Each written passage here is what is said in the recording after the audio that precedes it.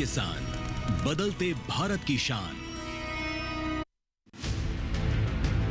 इस कार्यक्रम के प्रायोजक हैं ऑल मेक चॉकलेट और कुकीज, हाथ से बनी मिठास।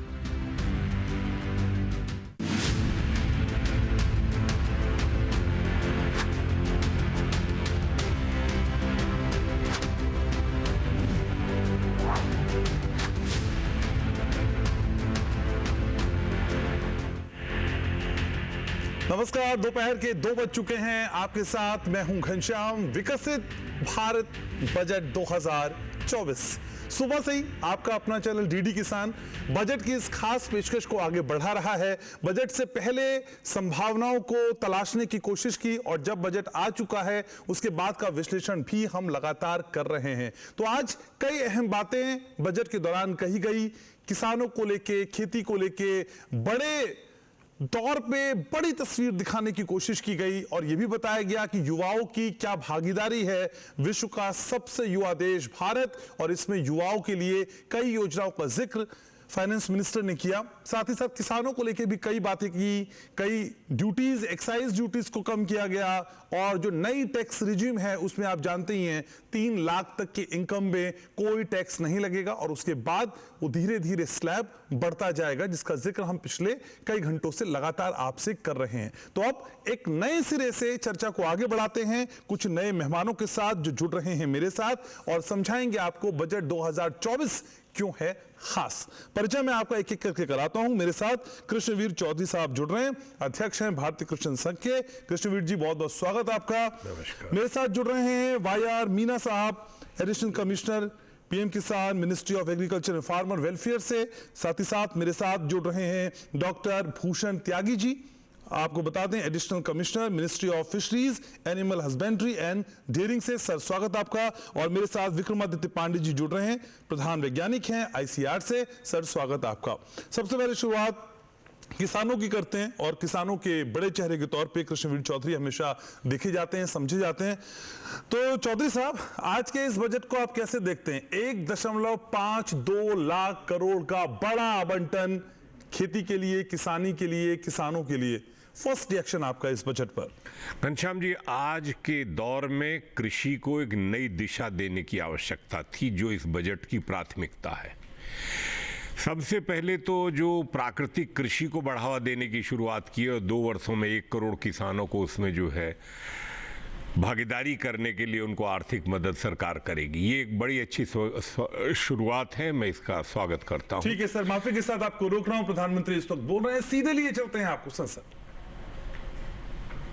बजट के लिए मैं सभी देशवासियों को बधाई देता हूं।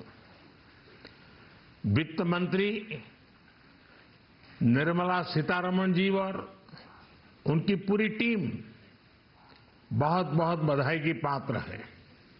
साथियों, ये बजट समाज के हर वर्ग को शक्ति देने वाला बजट है। ये देश के गांव, गरीब किसान को समृद्धि की राह पर ले जाने वाला बजट है। पिछले 10 वर्षों में 25 करोड़ लोग गरीबी से बाहर निकले हैं। ये जो न्यू मिडिल क्लास बना है, यह बजट उनके सशक्तिकरण की निरंतरता का बजट है। इन नौजवानों को अनगिनत नए अवसर देने वाला बजट है। इस बजट से शिक्षा और स्किल को नई स्केल मिलेगी। ये मिडिल क्लास को नई ताकत देने वाला बजट है। ये जनजातीय समाज, दलित, पिछड़ों को सशक्त करने की मजबूत योजनाओं के साथ आया है।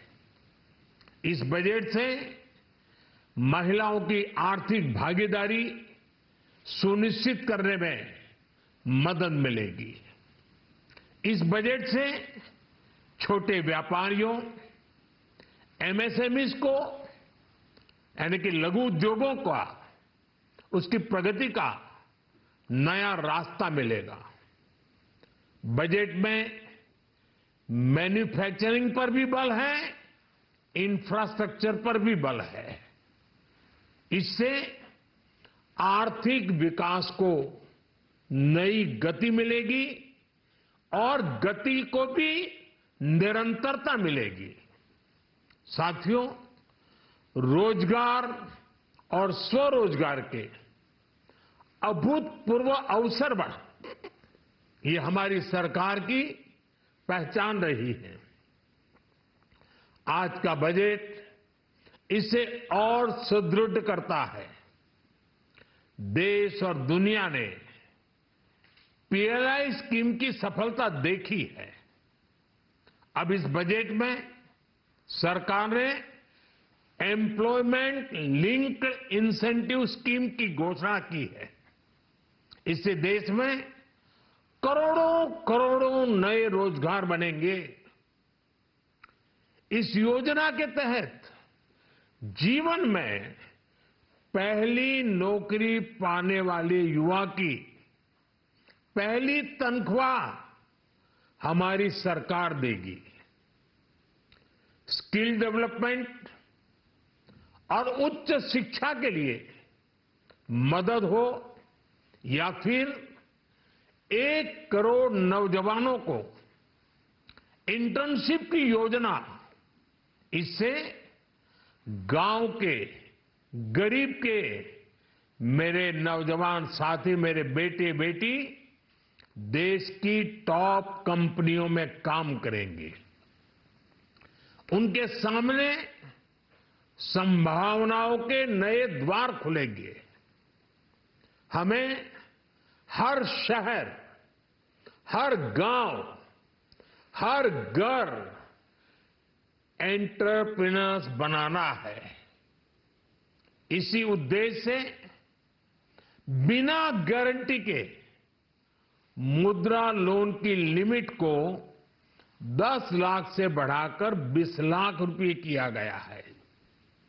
इससे छोटे कारोबारियों, विशेष रूप से महिलाओं, दलित, पिछड़े, आदिवासी परिवारों में स्वरोजगार को बल मिलेगा।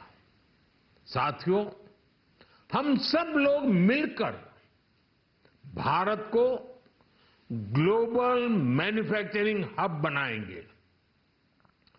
देश का एमएसएमई सेक्टर मध्यम वर्ग से जुड़ा हुआ है। एक प्रकार से एमएसएमई सेक्टर की ओनरशिप मध्यम वर्ग ही है और इसी सेक्टर से गरीबों को ज्यादा से ज्यादा रोजगार भी मिलता है। छोटे उद्योगों की बड़ी ताकत, उस दिशा में हमारा अहम कदम है। इस बजट में एमएसएमईज के लिए ईज ऑफ क्रेडिट बढ़ाने वाली नई योजना का ऐलान किया गया है। मैन्युफैक्चरिंग और एक्सपोर्ट्स इकोसिस्टम को हर जिले तक ले जाने के लिए बजट में अहम घोषणा की गई है। ई कॉमर्स, एक्सपोर्ट हब्स और फूड क्वालिटी टेस्टिंग के लिए 100 यूनिट्स, ऐसे कदमों से वन डिस्ट्रिक्ट वन प्रोडक्ट अभियान को गति मिलेगी। साथियों, ये बजट हमारे स्टार्टअप्स के लिए, इनोवेशन इकोसिस्टम के लिए ढेर सारे नए अवसर लेकर आया है। स्पेस इकोनॉमी को बढ़ावा देने के लिए 1000 करोड़ रुपए का फंड हो, एंजल टैक्स हटाने का फैसला हो, ऐसे कई सारे कदम इस बजट में उठाए गए हैं। साथियों, रिकॉर्ड हाई कैपेक्स इकोनॉमी का एक ड्राइविंग फोर्स बनेगा। 12 नए इंडस्ट्रियल नोड्स देश में नए सैटेलाइट टाउन्स का विकास और 14 बड़े शहरों के लिए ट्रांजिट प्लान्स, इससे देश में नए इकोनॉमिक हब विकसित होंगे और बहुत बड़ी संख्या में नए रोजगार बनेंगे। साथियों, आज डिफेंस एक्सपोर्ट्स रिकॉर्ड स्तर पर है। इस बजट में डिफेंस सेक्टर को आत्मनिर्भर बनाने के लिए अनेक प्रावधान किए गए हैं। आज पूरी दुनिया में भारत के प्रति आकर्षण बढ़ा है और भारत में टूरिज्म के क्षेत्र में नई संभावनाएं बनी हैं। टूरिज्म क्षेत्र गरीब और मध्यम वर्ग के लिए कई अवसर लेके आता है। इस बजट में टूरिज्म क्षेत्र पर भी विशेष बल दिया गया है। साथियों, एनडीए सरकार ने पिछले 10 साल में ये सुनिश्चित किया है कि गरीब और मध्यम वर्ग को लगातार टैक्स से राहत मिलती रहे। इस बजट में भी इनकम टैक्स में कटौती और स्टैंडर्ड डिडक्शन में भी वृद्धि का फैसला लिया गया है। टीडीएस के नियमों को भी सरल किया गया है। इन कदमों से हर टैक्स पेयर को अतिरिक्त बचत होने वाली है। साथियों, देश के विकास के लिए भारत के पूर्वी क्षेत्र का संपूर्ण विकास पूर्वोदय के विजन द्वारा हमारे इस अभियान को नई गति, नई ऊर्जा मिलेगी। हम पूर्वी भारत में कई महत्वपूर्ण इंफ्रास्ट्रक्चर जैसे हाईवेज, वाटर प्रोजेक्ट्स और पावर प्रोजेक्ट्स का निर्माण कर विकास को नई गति देंगे। साथियों, इस बजट का एक बहुत बड़ा फोकस देश के किसान है। अन्न भंडारण के लिए दुनिया की सबसे बड़ी स्कीम के बाद अब हम वेजिटेबल प्रोडक्शन क्लस्टर्स बनाने जा रहे हैं। इससे एक और छोटे किसानों को फल, सब्जियों, अन्य उपज के लिए नए बाजार मिलेंगे, बेहतर दाम मिलेंगे। तो दूसरी ओर हमारे मध्यम वर्ग के लिए फल, सब्जियों की उपलब्धता बढ़ेगी और परिवार के लिए पोषण भी सुनिश्चित होगा। कृषि क्षेत्र में भारत का आत्मनिर्भर बनना समय की मांग है। इसलिए दलहन, तिलहन की पैदावार बढ़ाने के लिए किसानों को मदद की घोषणा की गई है। साथियों, देश में गरीबी समाप्त हो, गरीब का सशक्तिकरण हो, इस दिशा में भी आज के बजट में प्रमुख घोषणाएं की गई हैं। गरीबों के लिए 3 करोड़ नए घर बनाना तय हुआ है। जनजातीय उन्नत ग्राम अभियान सैचुरेशन अप्रोच के साथ 5 करोड़ आदिवासी परिवारों को मूलभूत सुविधाओं से जोड़ा जाएगा। इसके अलावा ग्राम सड़क योजना 25,000 नए ग्रामीण क्षेत्रों को ऑल वेदर रोड से जोड़ेगी। इसका लाभ देश के सभी राज्यों के दूर दराज गांवों को मिलेगा। साथियों, आज का बजट नए अवसर, नई ऊर्जा लेकर आया है। ये ढेर सारे नए रोजगार, स्वरोजगार के अवसर लेकर आया है। ये बेटर ग्रोथ और ब्राइट फ्यूचर लेकर आया है। आज का बजट भारत को दुनिया की तीसरी सबसे बड़ी आर्थिक ताकत बनाने के उस पूरी प्रक्रिया में कैटलिस्ट का काम करेगा। विकसित भारत की एक ठोस नींव रखेगा। सभी देशवासियों को बहुत बहुत शुभकामनाएं।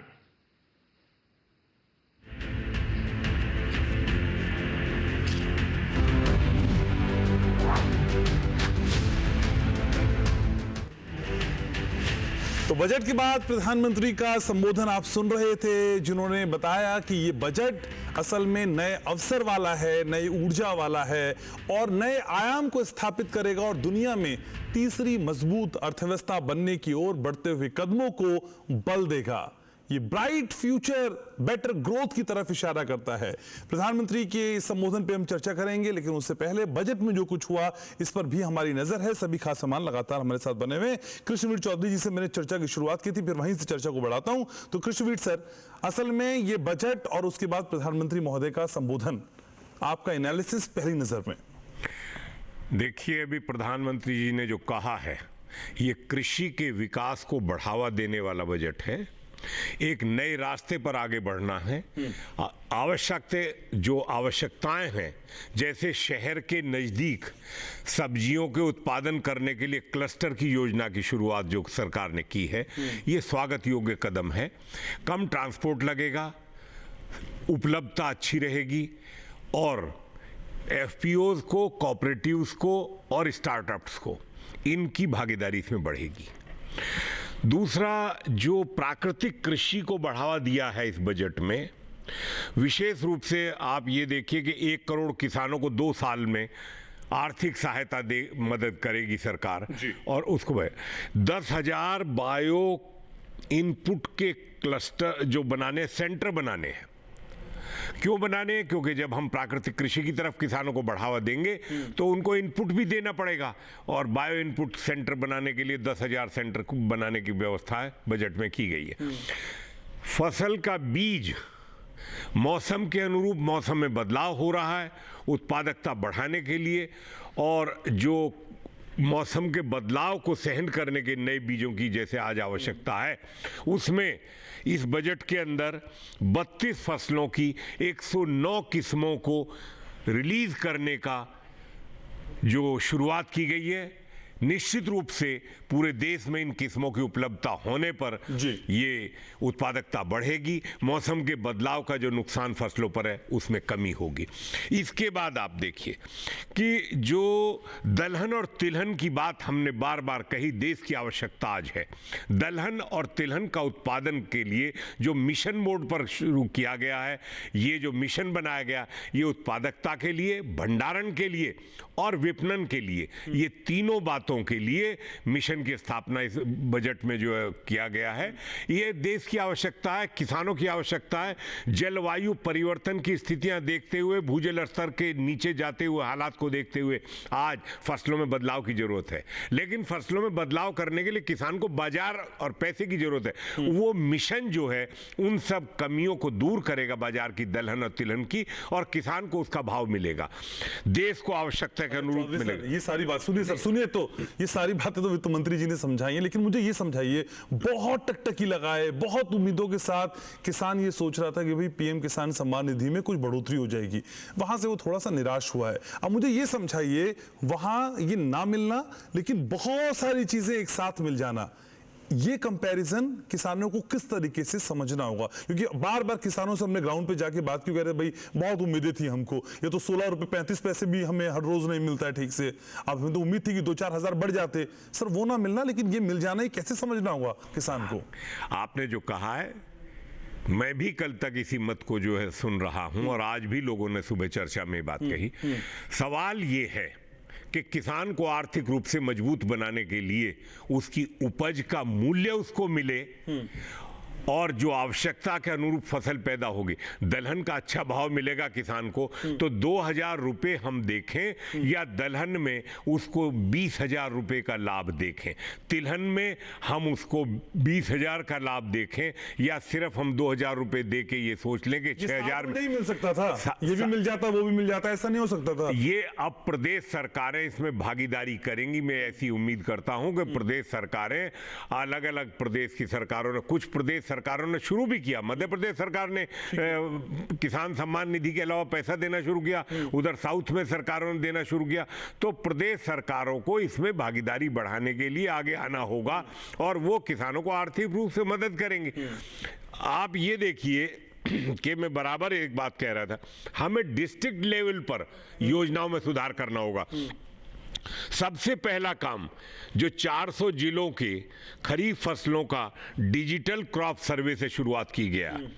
दूसरी बात आज देखिए कि 6 करोड़ किसानों के लैंड रिकॉर्ड को 3 सालों में डिजिटल किया जाएगा। लैंड रिकॉर्ड के लिए किसान दर दर भटकता घूमता है, आए दिन परेशानी होती है, तो क्या उस परेशानी का समाधान अगर करने की व्यवस्था है इतने लंबे अंतराल के बाद, 70 सालों से 75 सालों के बाद अगर वो रिकॉर्ड डिजिटल हो जाएगा तो किसानों की बहुत बड़ी समस्या है। हम लोगों की नियति और इंसेंटिविटी ये होती है कि हम इंस्टेंट चाहते हैं सर सब कुछ। वो 2000 नहीं जा रहे ना, वो ज्यादा चुप रहे। सर मैं आऊंगा, मुझे ब्रेक लेना है सर। सभी खास सामान लगातार मेरे साथ बने हुए, एक छोटे से ब्रेक के लिए यहाँ रुक रहे हैं। ब्रेक के बाद लौटेंगे तो यहां से और समझेंगे, क्योंकि प्रधानमंत्री कह रहे हैं ये अनगिनत अवसर देने वाला बजट है। हर अवसर को माइन्यूटली आज समझने की कोशिश होगी। ब्रेक के उस पर चर्चा को आगे यहीं बढ़ाऊंगा। क्यों प्रधान जी बड़े चमक रहे हो आजकल? ऐसा कौन सा खजाना हाथ में लगा है? खजाना नहीं, मिशन मिल गया है हम सबकी जीत का। भारत में बना आधुनिक कीटनाशक जिसकी बेजोड़ क्वालिटी से मिले फसल की बेहतरीन पैदावार। IIL के ट्रैक्टर ब्रांड का मिशन है तो जीत पक्की। आपदा कभी समय देख कर नहीं आती, हो ओलावृष्टि या हो तेज आंधी। ऐसी स्थिति में बढ़ जाती है किसानों की परेशानी जब फसल का हो जाए नुकसान और हो जाए वित्तीय हानि। इस वित्तीय हानि से आज ही खुद को बचाओ। AIC और PMFBY के साथ फसल बीमा कराओ, सुरक्षा कवच पाओ।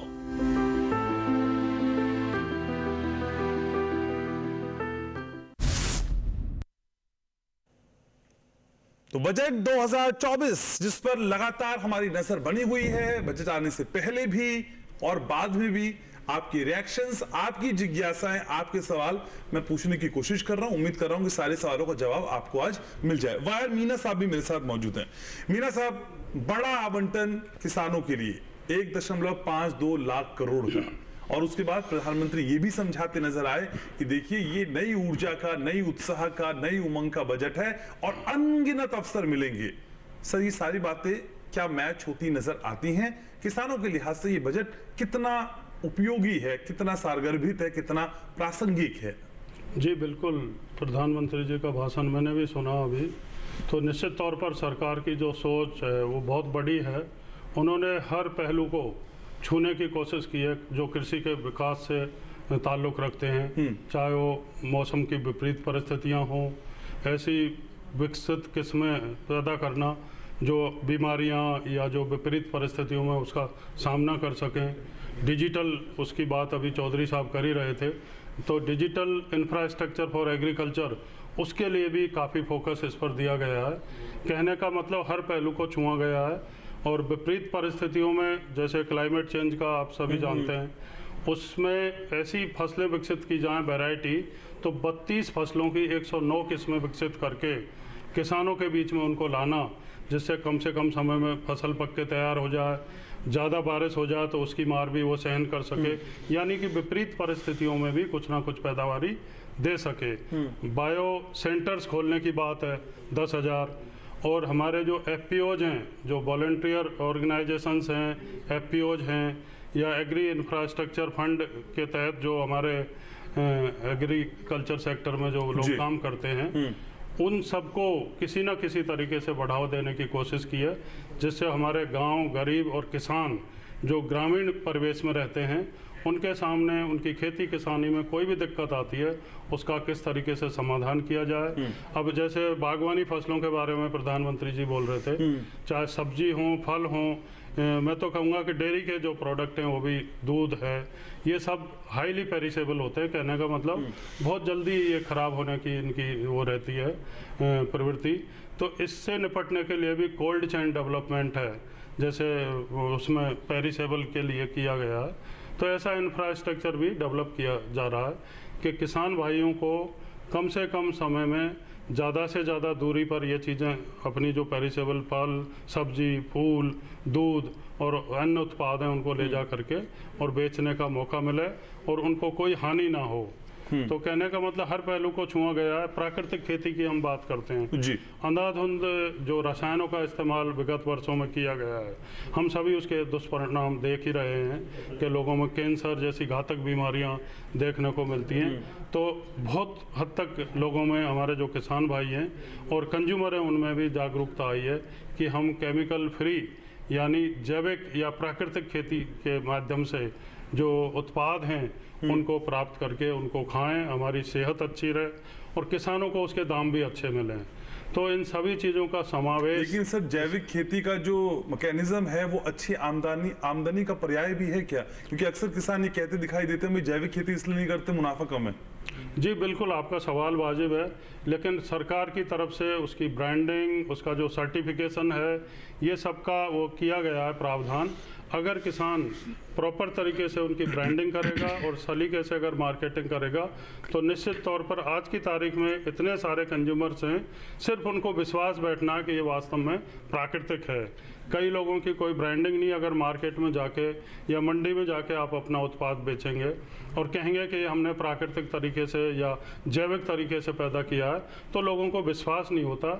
इसीलिए इस बजट में तो वो विश्वास कौन जगाएगा सर? उसके लिए हमारा जो ऑर्गेनाइजेशन है, सर्टिफिकेशन का है, उसकी ब्रांडिंग और पैकेजिंग के लिए सरकार ने प्रावधान किया है बजट में भी, और पहले से जो स्कीम चल रही है ऑनगोइंग, उसमें भी प्रावधान है कि किसान जो जैविक तरीके से खेती कर रहे हैं वो स्कीम के तहत उसको वेरीफाई करवाएं, उसका सर्टिफिकेशन करें, ब्रांडिंग करें और अच्छी सी पैकेजिंग करके अगर मार्केट में बेचेंगे तो मैं तो कहूँगा कि बाज़ार में जो दूसरे उत्पाद उसी तरीके का मिल रहा है उससे डबल दाम देने के लिए भी आज की तारीख में लोग हैं। कंज्यूमर्स की कोई कमी नहीं है, लेकिन प्रॉपर ब्रांडिंग और मार्केटिंग की उसकी ज़रूरत है। ठीक है, तो बाजार में सही तरीके से कैसे पहुंचे ये भी एक बड़ा सवाल है। सर मेरे साथ रहिए, मेरे साथ विक्रमादित्य पांडे जी भी ICR से हैं। सर राष्ट्रीय सहकारी नीति का भी जिक्र आज बजट के दौरान किया गया। सर इन सारी चीजों की इम्प्लीमेंटेशन के लिए ये राष्ट्रीय सहकारी नीति आपको क्या लगता है कितनी इंपॉर्टेंट है, कितनी बड़ी भूमिका इस राष्ट्रीय सहकारी नीति की रहने वाली है? जी, जैसा कि अपने देश को विकसित राष्ट्र बनाने के लिए जो लक्ष्य निर्धारित किए गए हैं, ये जो सहकारिता के माध्यम से हमारे देश में जो हमारे दीर्घकालीन लक्ष्यों को अल्पकालीन योजनाओं के माध्यम से साधने की रणनीति पे बहुत अच्छा कार्य हुआ है। इस बजट में इसका समावेश किया गया है जी। और चूँकि जितनी भी हमारी योजनाएं होती हैं या अनुसंधान और विकास के जितने उपक्रम होते हैं भारत सरकार के, राज्य सरकारों के माध्यम से जिनको अधिकांश चलाया जाता है, और केंद्र सरकार का भी सीधा इसमें लक्ष्य होता है, प्रक्रम होता है तो इसमें सहकारिता की भूमिका बहुत बड़ी होती है। क्योंकि जो भी हमारी योजनाएं जो धरातल पर ग्राउंड लेवल पर जो हमारे इम्प्लीमेंट होंगी उसमें बिना सहकारिता के सहयोग के इस लक्ष्य को प्राप्त नहीं किया जा सकता है। और मेरे हिसाब से सरकार ने एक संतुलित कदम इसमें उठाया है इस बजट के माध्यम से कि सहकारिता संस्थाएं जितनी हमारी हैं उनको सुदृढ़ बना करके तकनीकों के प्रचार प्रसार और ढांचागत विकास जो कृषि के विकास के लिए आवश्यक है वो सहकारी संस्थाओं के माध्यम से इसको साधने की बहुत अच्छी कोशिश की गई है। और हमें लगता है कि अगर अच्छा प्रयास किया जाए तो इसमें अच्छी सफलता प्राप्त की जा सकती है।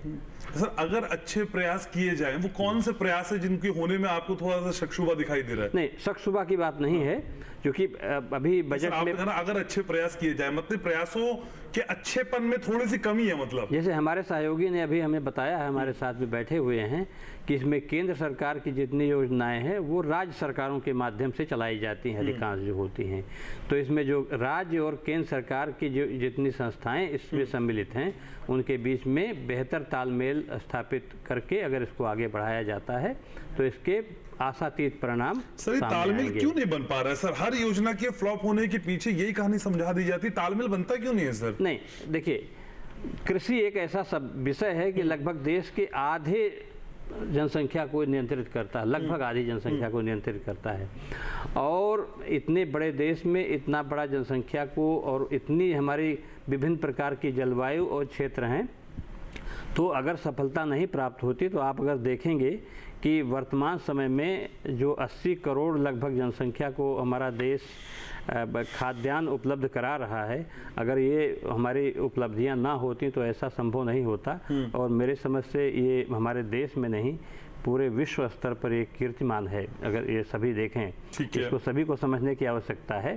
तो हमें मिली हैं, लेकिन जलवायु परिवर्तन की दशाओं में इन योजनाओं को और प्रभावशाली तरीके से कार्यान्वित करने के लिए जो हमारी जो सरकार ने जो प्रोविजन किया गया है, इसमें अच्छी भूमिका हो सकती है, ये मेरा मानना है। ठीक है डॉक्टर भूषण, मैं आपके पास भी आऊंगा, लेकिन इससे पहले एक छोटा सा ब्रेक मुझे लेना है। एक ब्रेक के लिए यहाँ रुक रहे हैं। ब्रेक के बाद जब लौटेंगे तो यहीं से समझेंगे कि किसानों को इस बजट के बाद क्या वो सब कुछ मिल पाया जिसकी वो उम्मीदें कर रहे थे, और जितनी योजनाएं उनके लिए कही गई हैं उनसे कितना वो फायदा उठा पाएंगे। एक छोटा सा ब्रेक, जल्द लौट रहा हूं।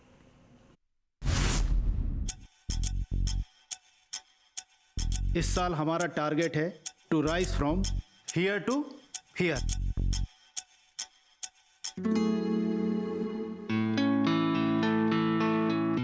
किसी भी बिजनेस को सक्सेसफुल बनाने के लिए वक्त के साथ अपग्रेड करना बहुत जरूरी होता है।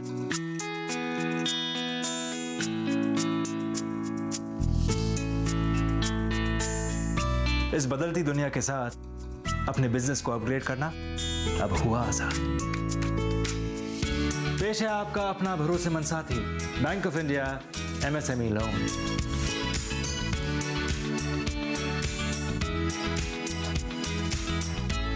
अब आप भी ले जाइए अपने बिजनेस को तरक्की की ओर। बैंक ऑफ इंडिया, रिश्तों की जमा पूंजी। तो चर्चा लगातार जारी है ब्रेक के दौरान भी, और जब हम ऑन एयर होते हैं तो भी ये चर्चा असल में थमती नहीं है। और इसी बीच सर आप ही से मैं समझना चाहूंगा विक्रमादित्य जी कि जो कृषि अनुसंधान में निजी क्षेत्र के शामिल होने की बात समीक्षा के बाद कही जा रही है, ये कितना इंपैक्टफुल कदम है। कृषि मंत्री भी इसमें इन्वॉल्व है, वो भी चाहते थे कि इस तरह की कोशिशें की जाए। सर थोड़ा सा समझाइए मेरे व्यूअर्स को। जैसा कि मैंने पहले भी बताया कि हमारा देश बहुत विशाल देश है और कृषि का विषय बहुत ये भी बहुत उतना ही विशाल है। और अगर पब्लिक प्राइवेट पार्टनरशिप के माध्यम से जो सरकार का नीति है, ये पहले से भी चल रही है, इस बजट में इसको और सुदृढ़ता प्रदान की गई है। कई ऐसे क्षेत्र हैं जैसे बीज, रसायन जो हमारे कृषि में उपयोग में आते हैं, या अन्य जितने भी इनपुट्स जो लागत के मदे हैं, उनमें प्राइवेट सेक्टर की भूमिका बहुत महत्वपूर्ण होती है। क्योंकि हमारी जो सरकारी संस्थाएं हैं उनको अनुसंधान के माध्यम से चाहे नई किस्में हों, नई वैक्सीन्स हों, नए उर्वरक से संबंधित कोई जो रिकमेंडेशंस हैं वो जब लेकर के आते हैं, या जितने पेस्टिसाइड्स के जो रिकमेंडेशन हैं रोग या कीड़ों को नियंत्रित करने के लिए, फिर कुल मिलाकर के किसान के पास ये तकनीकें जाती हैं। जो तकनीकों को कार्यान्वित करने के लिए जितने हमारे उत्पादन के उपादान हैं वो सारे अधिकांश प्राइवेट सेक्टर के माध्यम से भी जाते हैं। तो सर मैं इसे समझूं ऐसे कि प्राइवेट क्षेत्र के जो एक्सपर्ट्स होंगे वो अनुसंधान की मॉनिटरिंग करेंगे, देखरेख करेंगे? नहीं, अनुसंधान की मॉनिटरिंग दोनों मिलकर करते हैं। अच्छा। प्राइवेट सेक्टर के और पब्लिक सेक्टर के दोनों।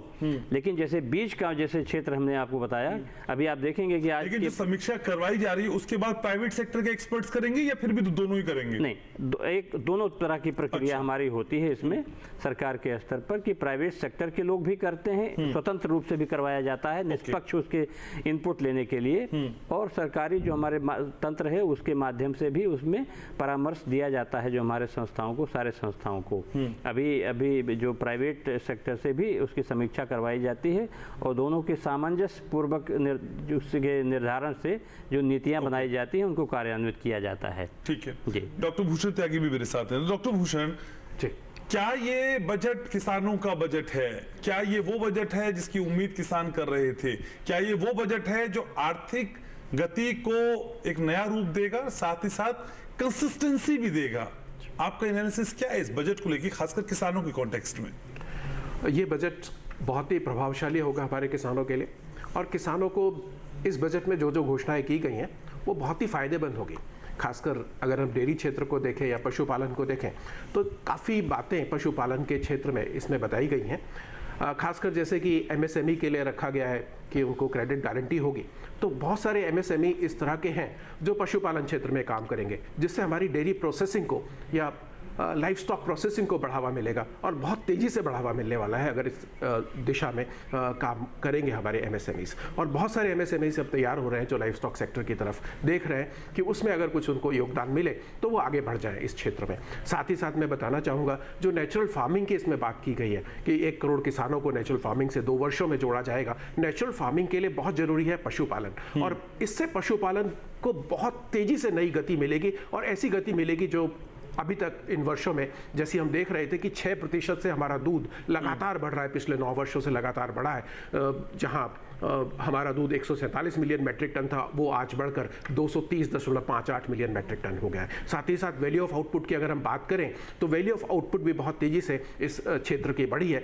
17 लाख करोड़ का वैल्यू ऑफ आउटपुट है पशुपालन क्षेत्र का, और 11 lakh crore value of output है, यानी 70% का वैल्यू आउटपुट जो है वो मिल्क सेक्टर का है, डेयरी सेक्टर का है। साथ ही साथ हम देखें कि इसमें इस बजट में बताया गया कि बहुत ज़्यादा एलोकेशन एलाइड सेक्टर और एग्रीकल्चर सेक्टर को मिलेगा। इससे भी इस क्षेत्र को नई दिशा, नई गति मिलेगी। स्किल डेवलपमेंट की बात की गई है तो स्किल डेवलपमेंट भी जब इस क्षेत्र को मिलेगा तो इस क्षेत्र में जो आने वाले किसान होंगे नई नई योजनाओं को, नई नई तकनीकों को अपनाएंगे। जैसे हमने पहले भी देखा है कि पिछले बजट में बहुत सारी घोषणाएं IVF तकनीक को बढ़ावा देने के लिए की गई थी, सेक्सॉर्टेड सीमन को बढ़ावा देने के लिए की गई थी, जिससे ज़्यादा से ज़्यादा मादा पशुओं को पैदा हो सके। देश में 90% तक मादा पशु पैदा हो सकते हैं अगर हम सेक्सॉर्टेड सीमन का उपयोग करते हैं, तो उसको बहुत बढ़ावा दिया गया। साथ ही साथ और भी नई तकनीकें जैसे जीनोमिक सिलेक्शन या DNA बेस्ड सिलेक्शन की हमने बात की, उसके लिए एक जीनोमिक चिप अब विकसित कर ली गई है। वो जीनोमिक सिलेक्शन भी बहुत तेजी से दुग्ध उत्पादन में वृद्धि करेगा। साथ ही साथ हम ये देख रहे हैं इस बजट में कि बहुत सारी बातें ऐसी हैं, जैसे हम कोऑपरेटिव की नेशनल पॉलिसी की बात करें तो कोऑपरेटिव क्षेत्र में जितना योगदान पशुपालन क्षेत्र का है वह दूसरे सेक्टरों में नहीं है। तो इस तरह का जो योगदान होगा, क्योंकि आप देखते होंगे कि हमारे देश में करीब करीब 2 करोड़ किसान डेयरी कोऑपरेटिव से जुड़े हुए हैं और करीब करीब 2 लाख डेयरी कोऑपरेटिव्स हमारे क्षेत्र में, जबकि हमारे देश में जो गांवों की कुल संख्या है वो करीब 6 लाख विलेजेस हमारे देश में 6 से 7 लाख के बीच में, तो 2 लाख जिलों गांवों में ऐसे डेयरी कोऑपरेटिव बन चुके हैं। और इस पॉलिसी के आने के बाद में बहुत तेजी से और भी अधिक डेयरी कोऑपरेटिव्स बनेंगे, जिससे किसानों को अपने दुग्ध जो उन्होंने पैदा किया है या लाइफ स्टॉक प्रोडक्ट्स जो उन्होंने पैदा किए हैं उसको बेचने में उनको काफ़ी सुविधा मिलेगी। साथ ही साथ देश में बहुत तेजी से जो ग्रामीण सड़क की जो बात की गई है उसका अगर विकास होगा तो पशुपालन का जो ट्रांसपोर्टेशन है, क्योंकि उसकी क्वालिटी मेंटेन करनी होती है, काफ़ी पेरिशेबल होता है हमारा जो उत्पाद है, तो वो पेरिशेबल की क्वालिटी बनी रहेगी। क्वालिटी के लिए लैब खोलने की बात इस बार हमने की है। नई नई लैब अगर खोली जाएंगी तो मिल्क टेस्टिंग की जो बात होगी, दूध की टेस्टिंग की जो बात होगी, लाइफ स्टॉक प्रोडक्ट की टेस्टिंग की जो बात होगी, अच्छी क्वालिटी का प्रोडक्ट हमारे कंज्यूमरों को मिल सकेगा। तो ये सारी बातें इस बजट में है और इससे मैं सोचता हूँ कि हमारे किसानों को बहुत अधिक फायदा होने वाला है। उन्हें नई तकनीक मिलेगी, नई दिशा मिलेगी और दूध में जो बढ़ोतरी 6% की हो रही है वो और भी ज्यादा होगी हमारे देश में। ठीक है, तो उम्मीदों के हिसाब से आपको ये बजट नजर आता है। कृष्ण चौधरी भी मेरे साथ हैं। चौधरी साहब, असल में जब हम किसानों की बात करते हैं तो एक वर्ड हमेशा जहन में आता है, वो है MSP। और आज बजट के अनाउंसमेंट के वक्त खुद फाइनेंस मिनिस्टर ने कहा कि हमने उच्चतम MSP दे दिया है। ये उम्मीदें की जा रही थी कि कुछ और फसलों को भी शायद जोड़ा जाए, कुछ MSP की और बात हो और चर्चा हो, वहां पे ये बात नहीं पहुंची। क्या जो कुछ हो चुका है वो अभी उसमें किसी तरह की कोई बढ़ोतरी की उम्मीद नहीं थी या कुछ बढ़ाया जाना चाहिए था? किसान इस ओर कैसे सोचते हैं? देखिए, जब MSP फिक्स करने की बात जो हम कर रहे हैं, CACP का उसमें रोल होता है। वो पूरे देश में सैंपल करके और वो कॉस्ट डिसाइड करते हैं। उसमें ग्लोबल मार्केट भी देखते हैं, कंज्यूमर का हित भी देखते हैं, बाजार भी देखते हैं, पिछला बाजार भी देखते हैं, अपना स्टॉक लिमिट को भी सारा देखते हैं। वो तय करने का तरीका है। और अभी तक जो सिस्टम है वो A2 + FL + 50% जो है प्रॉफिट रखते हुए वो सरकार ने जो वायदा किया था उसको पूरा कर रही है सरकार MSP के दाम निश्चित करने में। रही खरीद की बात कि सरकार कितना खरीदती है, सरकार ने गेहूं, धान और दलहन और तिलहन के क्षेत्र में खरीद को बहुत बड़े पैमाने पर बढ़ाया है और अब इस बजट के अंदर दलहन और तिलहन के विपणन की व्यवस्थाओं के लिए भी प्रावधान किया गया है। इसी में मेरा तो सुझाव रहा है एमएसपी कमेटी के सदस्य के रूप में और आज भी है, और मैं उम्मीद करता हूं कि वो उसका परिणाम देश को जरूर मिलेगा। रिपोर्ट में जब रिपोर्ट आएगी तो उसको सरकार लागू करेगी। उसमें जब तक हम बाजार को फ्री नहीं करेंगे, किसानों के लिए बाजार नहीं खोलेंगे, उनको मौका नहीं देंगे, हम जो है मोनोपोली को तोड़ेंगे नहीं, तब तक कंपटीशन नहीं होगा। कंपटीशन नहीं होगा तो किसान को उसके उत्पाद का लाभकारी मूल्य नहीं मिल पाता। आपने एक बात कही थी पहले राउंड में कि वो हम प्रधानमंत्री किसान सम्मान निधि में बढ़ाने की उम्मीद करते हैं। ठीक है, वो एक सम्मान निधि है, लेकिन आखिर सरकार जो है, जो प्रयासरत है, वो इसलिए प्रयासरत है नए रास्ते पर जिससे किसान को ज़्यादा मुनाफा कैसे मिले, उसको बाजार मिले, उसको ज़्यादा भाव मिले। वो भीख नहीं चाहता किसान। कब तक आप निर्भर रखेंगे इस तरीके से सरकार की योजनाओं के आधार पर? किसान को अपने पैरों पे खड़ा करना, उसको बाजार में खड़ा करना, उसकी उपज का लाभकारी मूल्य एमएसपी से ऊपर मिलना है, तो वो तब मिलेगा जब व्यवस्थाओं में सुधार करेंगे, और सरकार सुधार की ओर अग्रसर है। मेरा एक सवाल है डॉक्टर मीना जी से, नहीं मीना जी से नहीं है, आईसीआर से संबंधित। जी हम बहुत दिन से बाजार को देख रहे हैं, जो एग्रीकल्चर रिसर्च की बात जब हम करते हैं, दुनिया में सबसे बड़ा सेंटर आईसीआर का है। सबसे ज्यादा यूनिवर्सिटीज दुनिया में अगर हैं तो भारत के अंदर हैं एग्रीकल्चर की। सबसे ज्यादा आईसीआर के इंस्टीट्यूशन जो नेशनल इंस्टीट्यूट से डिफरेंट क्रॉप्स के, वो भारत के अंदर है। तमाम कृषि विज्ञान केंद्र की संख्या देश के अंदर सबसे ज्यादा है। उसके बाद हम जब शोध की बात करते हैं तो हम दूसरी तरफ क्यों देख रहे हैं? आखिर कौन सी खामियां हमारे वैज्ञानिकों के अंदर आ गई हैं? कोई कमी हमारे वैज्ञानिकों के अंदर नहीं है, तो हम क्यों प्राइवेट सेक्टर की तरफ जा रहे हैं? प्राइवेट सेक्टर सिर्फ प्रॉफिट के लिए काम करता है। प्राइवेट सेक्टर ना किसान के लिए करेगा ना देश के लिए करेगा। वो अपने, एक मिनट घनश्याम जी, मैं आ रहा हूं।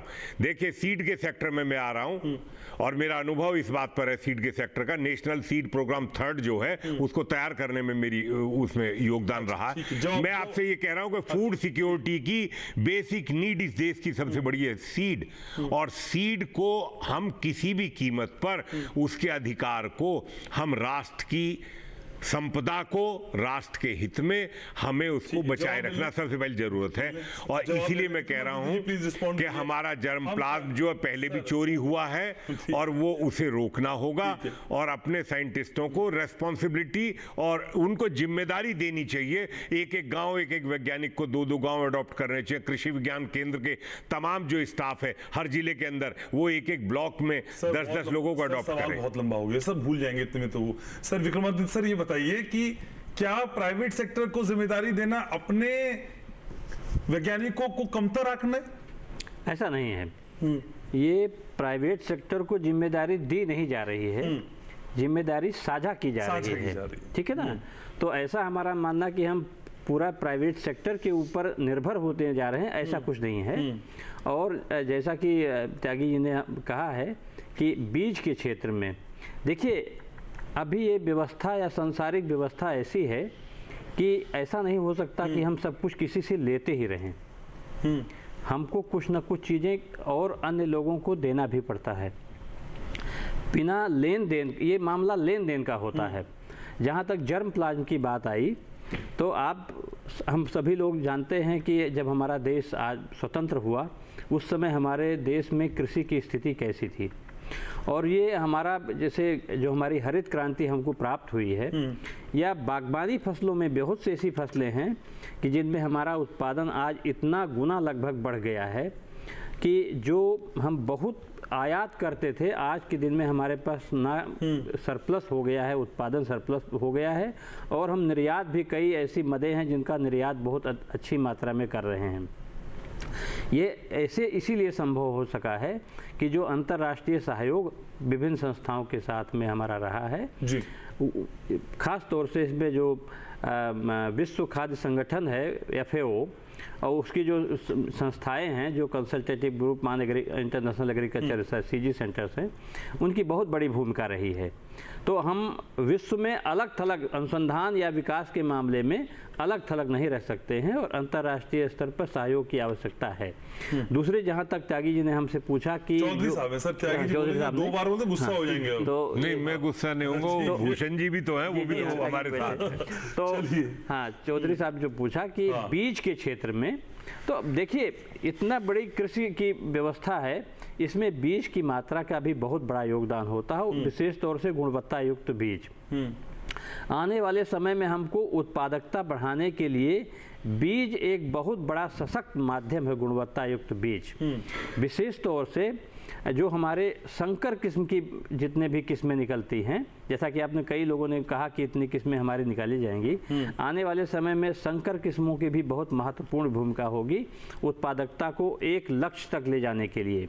जैसे कि कृषि के क्षेत्र में भी लगभग अलग अलग किस्मों में 4 से 5% तक का वृद्धि अपेक्षित है आने वाले समय में, और इसको प्राप्त करने के लिए हमको कई ऐसी मदों में जाना पड़ेगा जिसमें कि हमें प्राइवेट सेक्टर की, निजी क्षेत्र की भूमिका जो है उसमें उसकी काफ़ी महत्वपूर्ण होगी।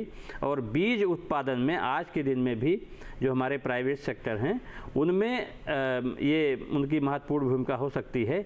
भारतीय कृषि अनुसंधान परिषद, उसके संस्थान और जो राष्ट्रीय शोध का जो है नार्स सिस्टम हमारा है, उसकी भूमिका महत्वपूर्ण होती है, जो ब्रीडर सीड बनाने की मुख्य भूमिका होती है। और दूसरी प्रथम इसकी भूमिका मुख्य होती है जो संकर किस्में विकसित होती हैं, उसकी जो ब्रीडिंग लाइन्स होती हैं, वो लाइन्स हम प्राइवेट सेक्टर को पहले भी होता रहा है और आज भी हो रहा है कि उसको लाइसेंस के माध्यम से बीज की उत्पादकता को अपेक्षित जितना हमारा अपेक्षा है, जिससे कि राष्ट्रीय स्तर पर जो बीज का रिप्लेसमेंट रेट हम उस लक्ष्य को प्राप्त कर सकें और अपेक्षित उत्पादकता और उत्पादन को के लक्ष्य को हम प्राप्त कर सकें। इसलिए एक जो हमारा साझी अर्थव्यवस्था है, प्राइवेट और पब्लिक सेक्टर मिलकर चलते हैं, ऐसे ही अनुसंधान और कृषि के क्षेत्र के विकास में भी इनकी महत्वपूर्ण भूमिका होने वाली है। और मैं समझता हूँ कि सरकार का ये बहुत अच्छा कदम है, इससे इस बजट में इसको सुदृढ़ता निश्चित रूप से प्राप्त होगी। ठीक है, मीना साहब भी मेरे साथ है। मीना साहब, कृषि मंत्री की स्टेटमेंट आई कि ये बजट बहुत ही क्रांति लाने वाला है। सर, तो कौन कौन सी क्रांतियां आप अपने एनालिसिस पे समझ पा रहे हैं कि ये कम से कम बड़े बदलाव हम देखने वाले आने वाले समय में? खासकर क्योंकि टेक्नोलॉजी में दिन प्रतिदिन कोई ना कोई नई नई चीज़ें आती हैं। अभी हमारे सभी साथी जो एक्सपर्ट हैं उन्होंने भी चर्चा की है। तो उसी सिलसिले में एक तो अनुसंधान का जो कार्यक्रम है, चौधरी साहब ने कहा कि हमारा विश्व में चाहे ICR का रिसर्च नेटवर्क हो, स्टेट एग्रीकल्चर यूनिवर्सिटीज़ हों, कृषि विज्ञान केंद्र हों, राज्यों के अनुसंधान केंद्र भी हैं, तो बहुत बड़ा इंफ्रास्ट्रक्चर है हमारे पास। और निरंतर रूप से मैं कहूँगा कि वो बहुत ही बेहतरीन तरीके से मेहनत करके काम कर रहे हैं। तो एक से बढ़ के एक उन्नत किस्में आ रही हैं, संकर किस्में आ रही हैं, और उनसे जैसे हमारे एक्सपर्ट ने ICR से जो विक्रम जी आए हैं उन्होंने बताया कि 2 से 4% या 5% तक का वो गैप होता है, उसको फिल करते हैं हम इम्प्रूव्ड और बेहतर वैरायटी विकसित करके, जिससे हम उत्पादकता या उत्पादन को उस लेवल तक ला सकें। एक ये है मशीनीकरण की हम बात करेंगे, उसमें बहुत तरीके से सरकार मदद कर रही है। थोड़ी देर पहले हम चर्चा कर रहे थे, किसान सम्मान निधि में सरकार ने कुछ ज़्यादा बढ़ाया नहीं है। ऐसी बात नहीं है, सरकार की ये स्कीम सीधे तौर पर पैसे बांटने वाली लगती है, तो इससे लोग प्रभावित होते हैं। ढेर सारी ऐसी योजनाएं हैं जिन पर किसान भाइयों को बहुत ही बढ़िया मदद मिलती है, चाहे बागवानी संबंधी हों, जैसे हाईटेक हॉर्टिकल्चर है, green house, poly house, low tunnel technology, tissue culture lab, ये बहुत तरह की चीज़ें, उनमें काफ़ी बड़ी मात्रा में मतलब पैसा मिलता है। और जो थोड़े जागरूक किसान हैं, जो बेहतर तरीके से खेती किसानी करना चाहते हैं, कम से कम क्षेत्रफल से ज़्यादा उत्पादन और लाभ लेना चाहते हैं, वो इन चीज़ों को अडॉप्ट करते हैं। इनमें सीधे तौर पर किसानों को 50 से 90% तक भी लाभ मिलता है, छूट मिलती है। तो उन योजनाओं को उपयोग में लाने के लिए हम विस्तार के जो लोग हैं, विस्तार कार्यक्रम जो देखते हैं, ये उनको प्रेरित करते हैं। हमारे ICR के जो वैज्ञानिक हैं वो लोग भी जब भी प्रशिक्षण या कोई एक्सटेंशन एक्टिविटी करते हैं तो ये प्रेरित करते हैं कि सरकार की जैसे किसान मानधन योजना है, वो भी एक बहुत बेहतरीन योजना है ओल्ड एज पेंशन की, स्वैच्छिक है। उसमें भी उम्मीद कर रहे थे सर कि शायद उसे अटल पेंशन योजना से जोड़ दिया जाएगा, वहां भी पैसे बढ़ जाएंगे, ऐसा सोचा जा रहा था, वहां भी कुछ नहीं हुआ। मैं जिक्र करना नहीं चाह रहा था, आपने जिक्र किया तो हाँ, नहीं मैं इसलिए बता रहा हूँ कि एक ही योजना लोगों को दिखती है, PM किसान सम्मान निधि, पैसा बढ़ता है, एक क्लिक से जाता है कई करोड़ किसानों को। सर वो इंस्टेंट आता है ना सर जेब में, आपकी बाकी योजनाएं लाभ देती होंगी, मैं ये नहीं कह रहा हूँ, लेकिन जो जेब में एकदम आता है वो दिखता है सर। लेकिन आत्मनिर्भरता की अगर हम बात करें तो जो दूसरी योजनाएं हैं उनकी तरफ किसान बढ़े, कम से कम जो संसाधन है उनका बेहतर इस्तेमाल करके अगर वो अपना उत्पादकता, उत्पादन और उसकी गुणवत्ता बढ़ाएंगे तो निश्चित तौर पर वो लंबे परिप्रेक्ष्य में बहुत ही लाभदायक चीज़ होगी। तो इसीलिए किसान मानधन योजना भी बहुत अच्छी है। ओल्ड एज में किसान को कम से कम 3,000 रुपये महीने तो उनको घर बैठे मिलेगा, मतलब पेंशन तो अच्छी है, स्वैच्छिक है, सरकार भी बराबर से उसमें पैसा लगाती है। मिट्टी की, पानी की जांच की बात है। अब डिजिटल टेक्नोलॉजी की हम बात कर रहे हैं, एक क्लिक के साथ जो थोड़े पढ़े लिखे किसान हैं, नहीं तो आजकल परिवारों में सब जो बच्चे हैं, जो नई जनरेशन है, बहुत पढ़े हैं, छोटे बच्चे भी बड़े स्मार्ट हैं, हमसे ज़्यादा तेज़ी से वो चीज़ों को सर्च करते हैं। तो सूचना की जो क्रांति है ये भी बहुत बड़ा बदलाव ला सकती है। सर इसी का जिक्र मैं सोच रहा था, कुछ AI ड्रोन पे भी कुछ होगी चर्चा, खास कुछ हो नहीं पाया आज, बिल्कुल बारे में कुछ खास बताया नहीं गया सर। हाँ, AI मिस हो गया हो तो आप बता दीजिए सर। नहीं, विकसित भारत संकल्प यात्रा एक पूरे देश भर में केंद्रीय बजट के दौरान क्या आज AI या फिर ड्रोन से संबंधित कोई जिक्र किया गया जो कुछ नया हो? नहीं, बजट में तो ऐसा सुनने को नहीं मिला, लेकिन ऑलरेडी वो एक फ्लैगशिप स्कीम है, आपने सुना होगा ड्रोन दीदी के नाम से, जानते सर, उसके लिए उनको भी सम्मानित किया जाता है, बुला के ट्रेंड किया गया है। और इसके अलावा हमारा फार्म मैकेनाइजेशन डिवीजन है, उसने विकसित भारत संकल्प यात्रा के दौरान देश की हर पंचायत में जो कैंप लगे थे उनमें हर जगह डेमोस्ट्रेट किया था ड्रोन टेक्नोलॉजी को, कि इससे कम से कम समय में प्रभावी तरीके से विपरीत परिस्थितियों में भी हम कैसे फसलों में कीट व्याधियों का बचाव कर सकते हैं। फसल अगर कहीं डैमेज हुई है तो उसका अवलोकन, आंकलन कर सकते हैं। कभी मान लो फसल बीमा का ये आपको क्लेम लेना है तो ड्रोन टेक्नोलॉजी के माध्यम से काफ़ी एरिया में बहुत कम समय में उसका आंकलन करके किसानों को वाजिब उसका जो राहत है वो दिलाई जा सके। ठीक है सर। डॉक्टर भूषण भी मेरे साथ है। डॉक्टर भूषण, असल में झींगा की खेती, प्रसंस्करण और निर्यात के लिए नाबार्ड अब फाइनेंशियली हेल्प करेगा सर। सर ये हेल्प कितनी बड़ी दिखाई देती है इस कॉन्टेक्स्ट में, खासकर झींगा की खेती को लेके? मैं पशुपालन विभाग से जुड़ा हूं सर, मैं जानता हूं, लेकिन फिर भी आपकी एक्सपर्टीज है, मुझे ये भी पता है हर सब्जेक्ट में, तो कुछ रोशनी अगर आप डाल पाएं। इसमें बहुत महत्वपूर्ण भूमिका नाबार्ड की है, ज्यादा से ज्यादा किसान इसमें शामिल हैं, तो ये काफी अच्छी भूमिका निभाएगा जो हमारे बजट में इस बार कहा गया है। कृष्णवीर जी, आप इसमें कुछ ऐड ऑन करेंगे? डॉक्टर भूषण जी, ये देखिए कि क्या हम जो हमारे बुल्स हैं और जो बुल्स के ब्रीडिंग सेंटर्स हैं उनको हम डेयरी के साथ इक्वल स्टेटस में कर सकते हैं बैंकिंग फैसिलिटीज़ के लिए, किसानों को लोन के लिए। अभी तक वो नहीं है, उसमें सिर्फ और सिर्फ डेयरी नाम लिखा गया है। तो क्या ऐसा प्रावधान करने की कोई योजना बनाई जा सकती है जिससे वो बुल स्टेशन, इसलिए मैंने जिक्र किया, वो आपसे संबंधित है, और वो ब्रीड इम्प्रूवमेंट प्रोग्राम का प्रथम आवश्यकता है। दूध का उत्पादन वहीं से बढ़ने की शुरुआत होती है, तो उसको भी थोड़ा प्रयासरत, आप तो हैं प्रयासरत, मुझे जानकारी में है, और मैंने नीति आयोग के सामने भी ये प्रपोज किया है। तो मैं आपसे आग्रह करता हूं कि एक बार फिर इसमें करें, क्योंकि स्टेट गवर्नमेंट्स के जो रिजल्ट्स आने चाहिए थे इतने लंबे समय में वो उस स्तर पे हम नहीं कर पाए।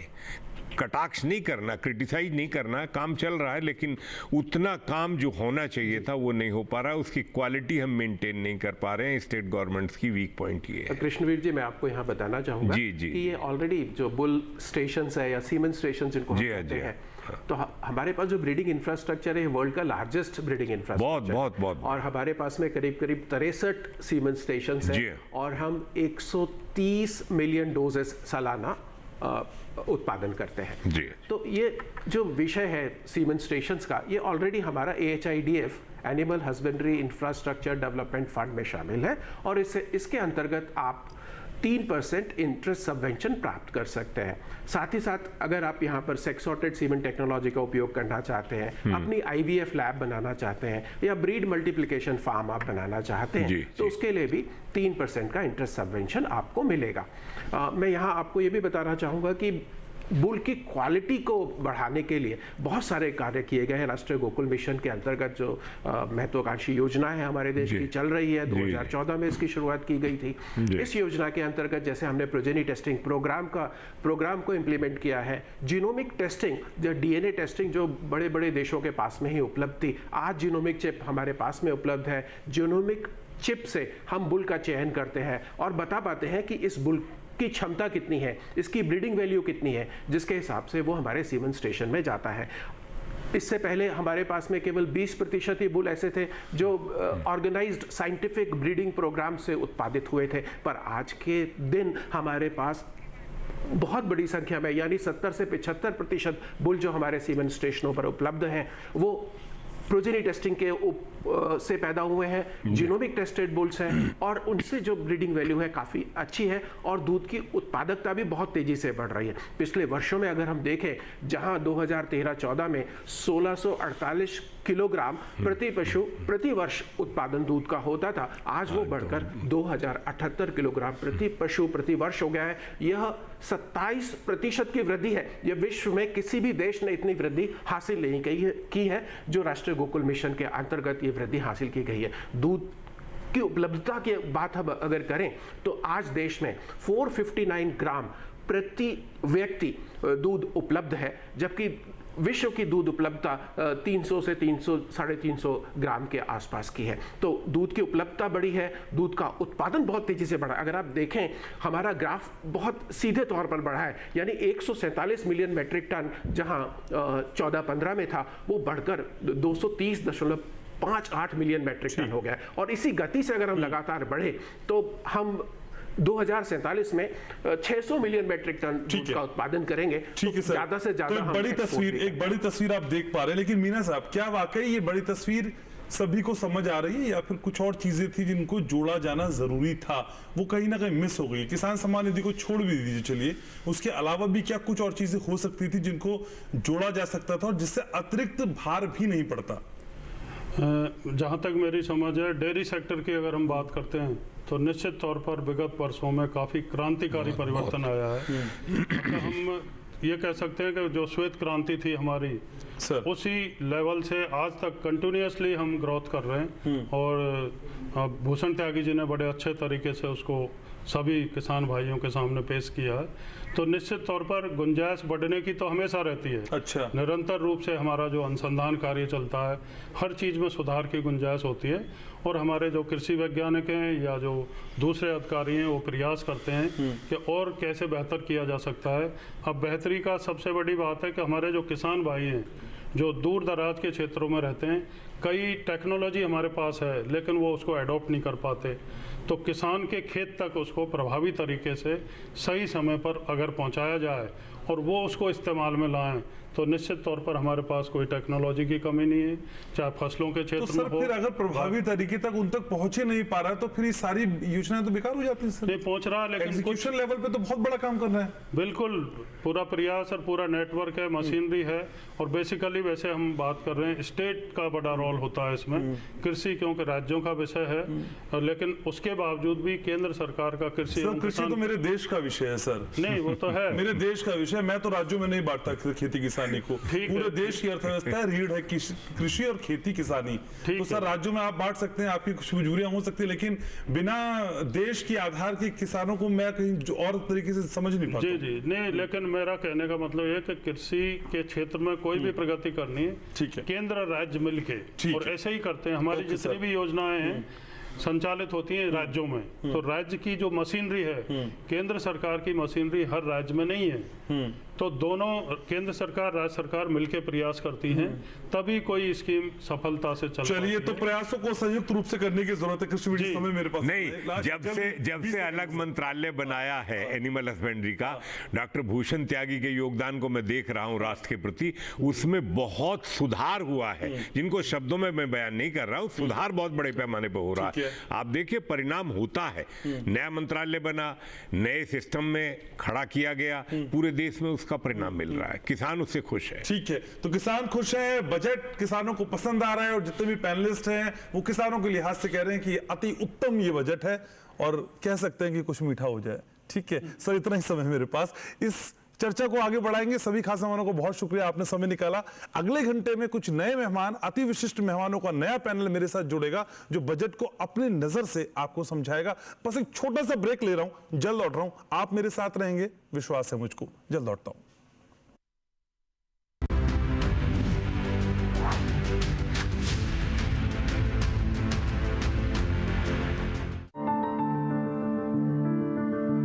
फसल में कीट लगा हो या कोई बीमारी, पशुपालन में हो कोई दिक्कत या चाहिए कोई जानकारी, फोन उठाएं, नंबर मिलाएं और कहें हेलो किसान। हेलो किसान, हेलो किसान, हेलो किसान। सोमवार, बुधवार और शुक्रवार शाम 6 से 7 बजे सिर्फ डीडी किसान पर। डीडी किसान ने कर ली है तैयारी। यहाँ मिलेगी पशुपालन की हर एक जानकारी, घर आंगन से लेकर व्यावसायिक फार्म तक, मुर्गी पालन से लेकर रेगिस्तान के जहाज तक। बीमारियों से पशुपालक बिल्कुल ना हो परेशान, विशेषज्ञ करेंगे आपकी समस्या का समाधान। देखिए अपना पशु चिकित्सक हर रविवार शाम 6:30 बजे दूरदर्शन किसान पर।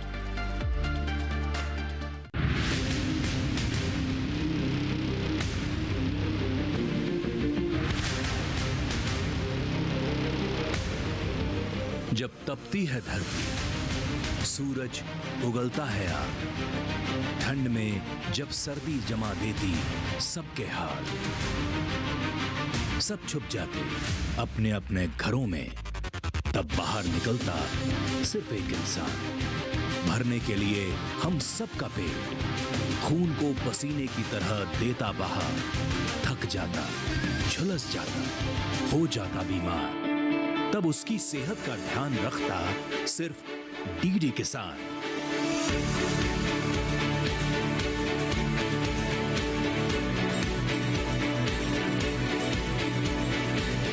देखिए स्वस्थ किसान शनिवार शाम 6 बजे लाइव सिर्फ दूरदर्शन किसान चैनल पर।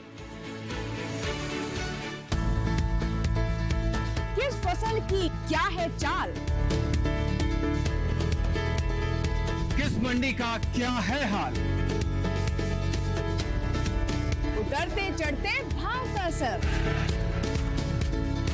आयात निर्यात का क्या है असर, कैसा रहेगा आगे बाजार, बताएंगे मंडियों के जानकार। देखिए मंडी खबर सोमवार से शनिवार शाम 5 बजे सिर्फ दूरदर्शन किसान चैनल पर।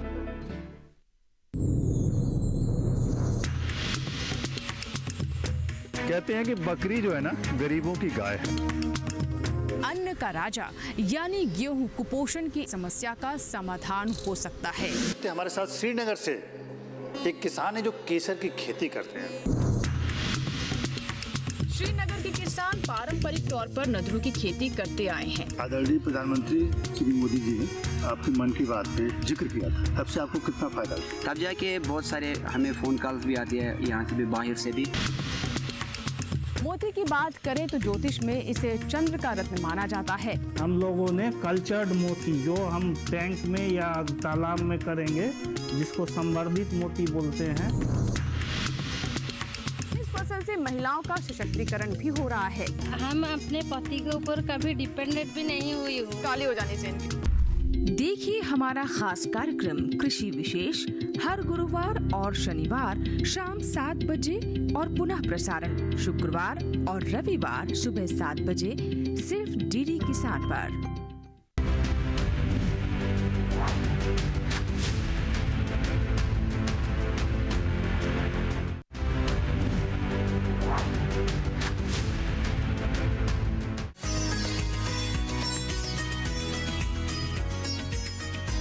अंतरिम बजट में वित्त मंत्री निर्मला सीतारमण ने विकसित भारत का रोड मैप देने का वादा किया था। इस बजट में सरकार इसी पर आगे बढ़ती हुई नजर आई। कृषि क्षेत्र चूंकि 42% से भी ज्यादा लोगों को रोजगार दे रहा है, इसलिए विकसित भारत के रोड मैप में कृषि और उससे जुड़े व्यवसाय महत्वपूर्ण घटक हैं। पहला, आज के बजट भाषण में वित्त मंत्री ने विकसित भारत के लिए कृषि में उत्पादकता और अनुकूलनीयता को पहली प्राथमिकता को जरूरी बताया। कृषि उत्पादकता को बढ़ाने और जलवायु के अनुकूल किस्मों के विकास पर जोर दिया। इस दिशा में कृषि की 32 और बागवानी की 109 किस्में जारी की जाएंगी। दूसरा, बजट कृषि और उससे जुड़े क्षेत्रों के लिए 1,52,000 करोड़ रुपए का प्रावधान किया गया। साथ ही प्राकृतिक खेती के लिए 1 करोड़ किसानों को मदद देने का वादा है। तीसरा, एफपीओ, सरकारी समितियों और स्टार्टअप को बढ़ावा देने की बात भी वित्त मंत्री ने अपने भाषण में कही। 4, झींगा की खेती, प्रसंस्करण और निर्यात के लिए नाबार्ड वित्तीय सहायता प्रदान करेगा। 5 राज्यों में जन समर्थ किसान क्रेडिट प्रदान किए जाएंगे। 6, ग्रामीण अवसंरचना सहित ग्रामीण विकास के लिए 2.66 लाख करोड़ रुपए का प्रावधान किया गया है और पीएम ग्राम सड़क योजना का चौथा चरण शुरू होगा। 25,000 गांवों तक नई सड़क बनाई जाएगी। 7वां, 3 वर्षों के दौरान डीपीआई में किसानों और उनकी जमीन को शामिल किया जाएगा। इस साल डीपीआई की मदद से 400 जिलों में खरीफ का डिजिटल फसल सर्वेक्षण होगा और राज्यों के साथ मिलकर कृषि के लिए डिजिटल सार्वजनिक अवसंरचना लागू होगी। साथ ही 6 करोड़ किसानों की जमीन की रजिस्ट्री भी की जाएगी। 8वां, बजट में युवाओं के लिए 2 लाख करोड़ रुपए का प्रावधान किया गया है। सहकारी क्षेत्र में सरकार का प्रणालीगत, व्यवस्थित और चौतरफा विकास पर जोर है। इसके लिए केंद्र सरकार राष्ट्रीय सहकारी नीति लाएगी। 9वां, कौशल प्रशिक्षण के लिए मॉडल कौशल ऋण योजना को संशोधित किया जाएगा और 20 लाख युवाओं को कौशल प्रशिक्षण दिया जाएगा। 10वां, एमएसएमई को आवधिक ऋण देने के लिए ऋण गारंटी योजना शुरू की जाएगी।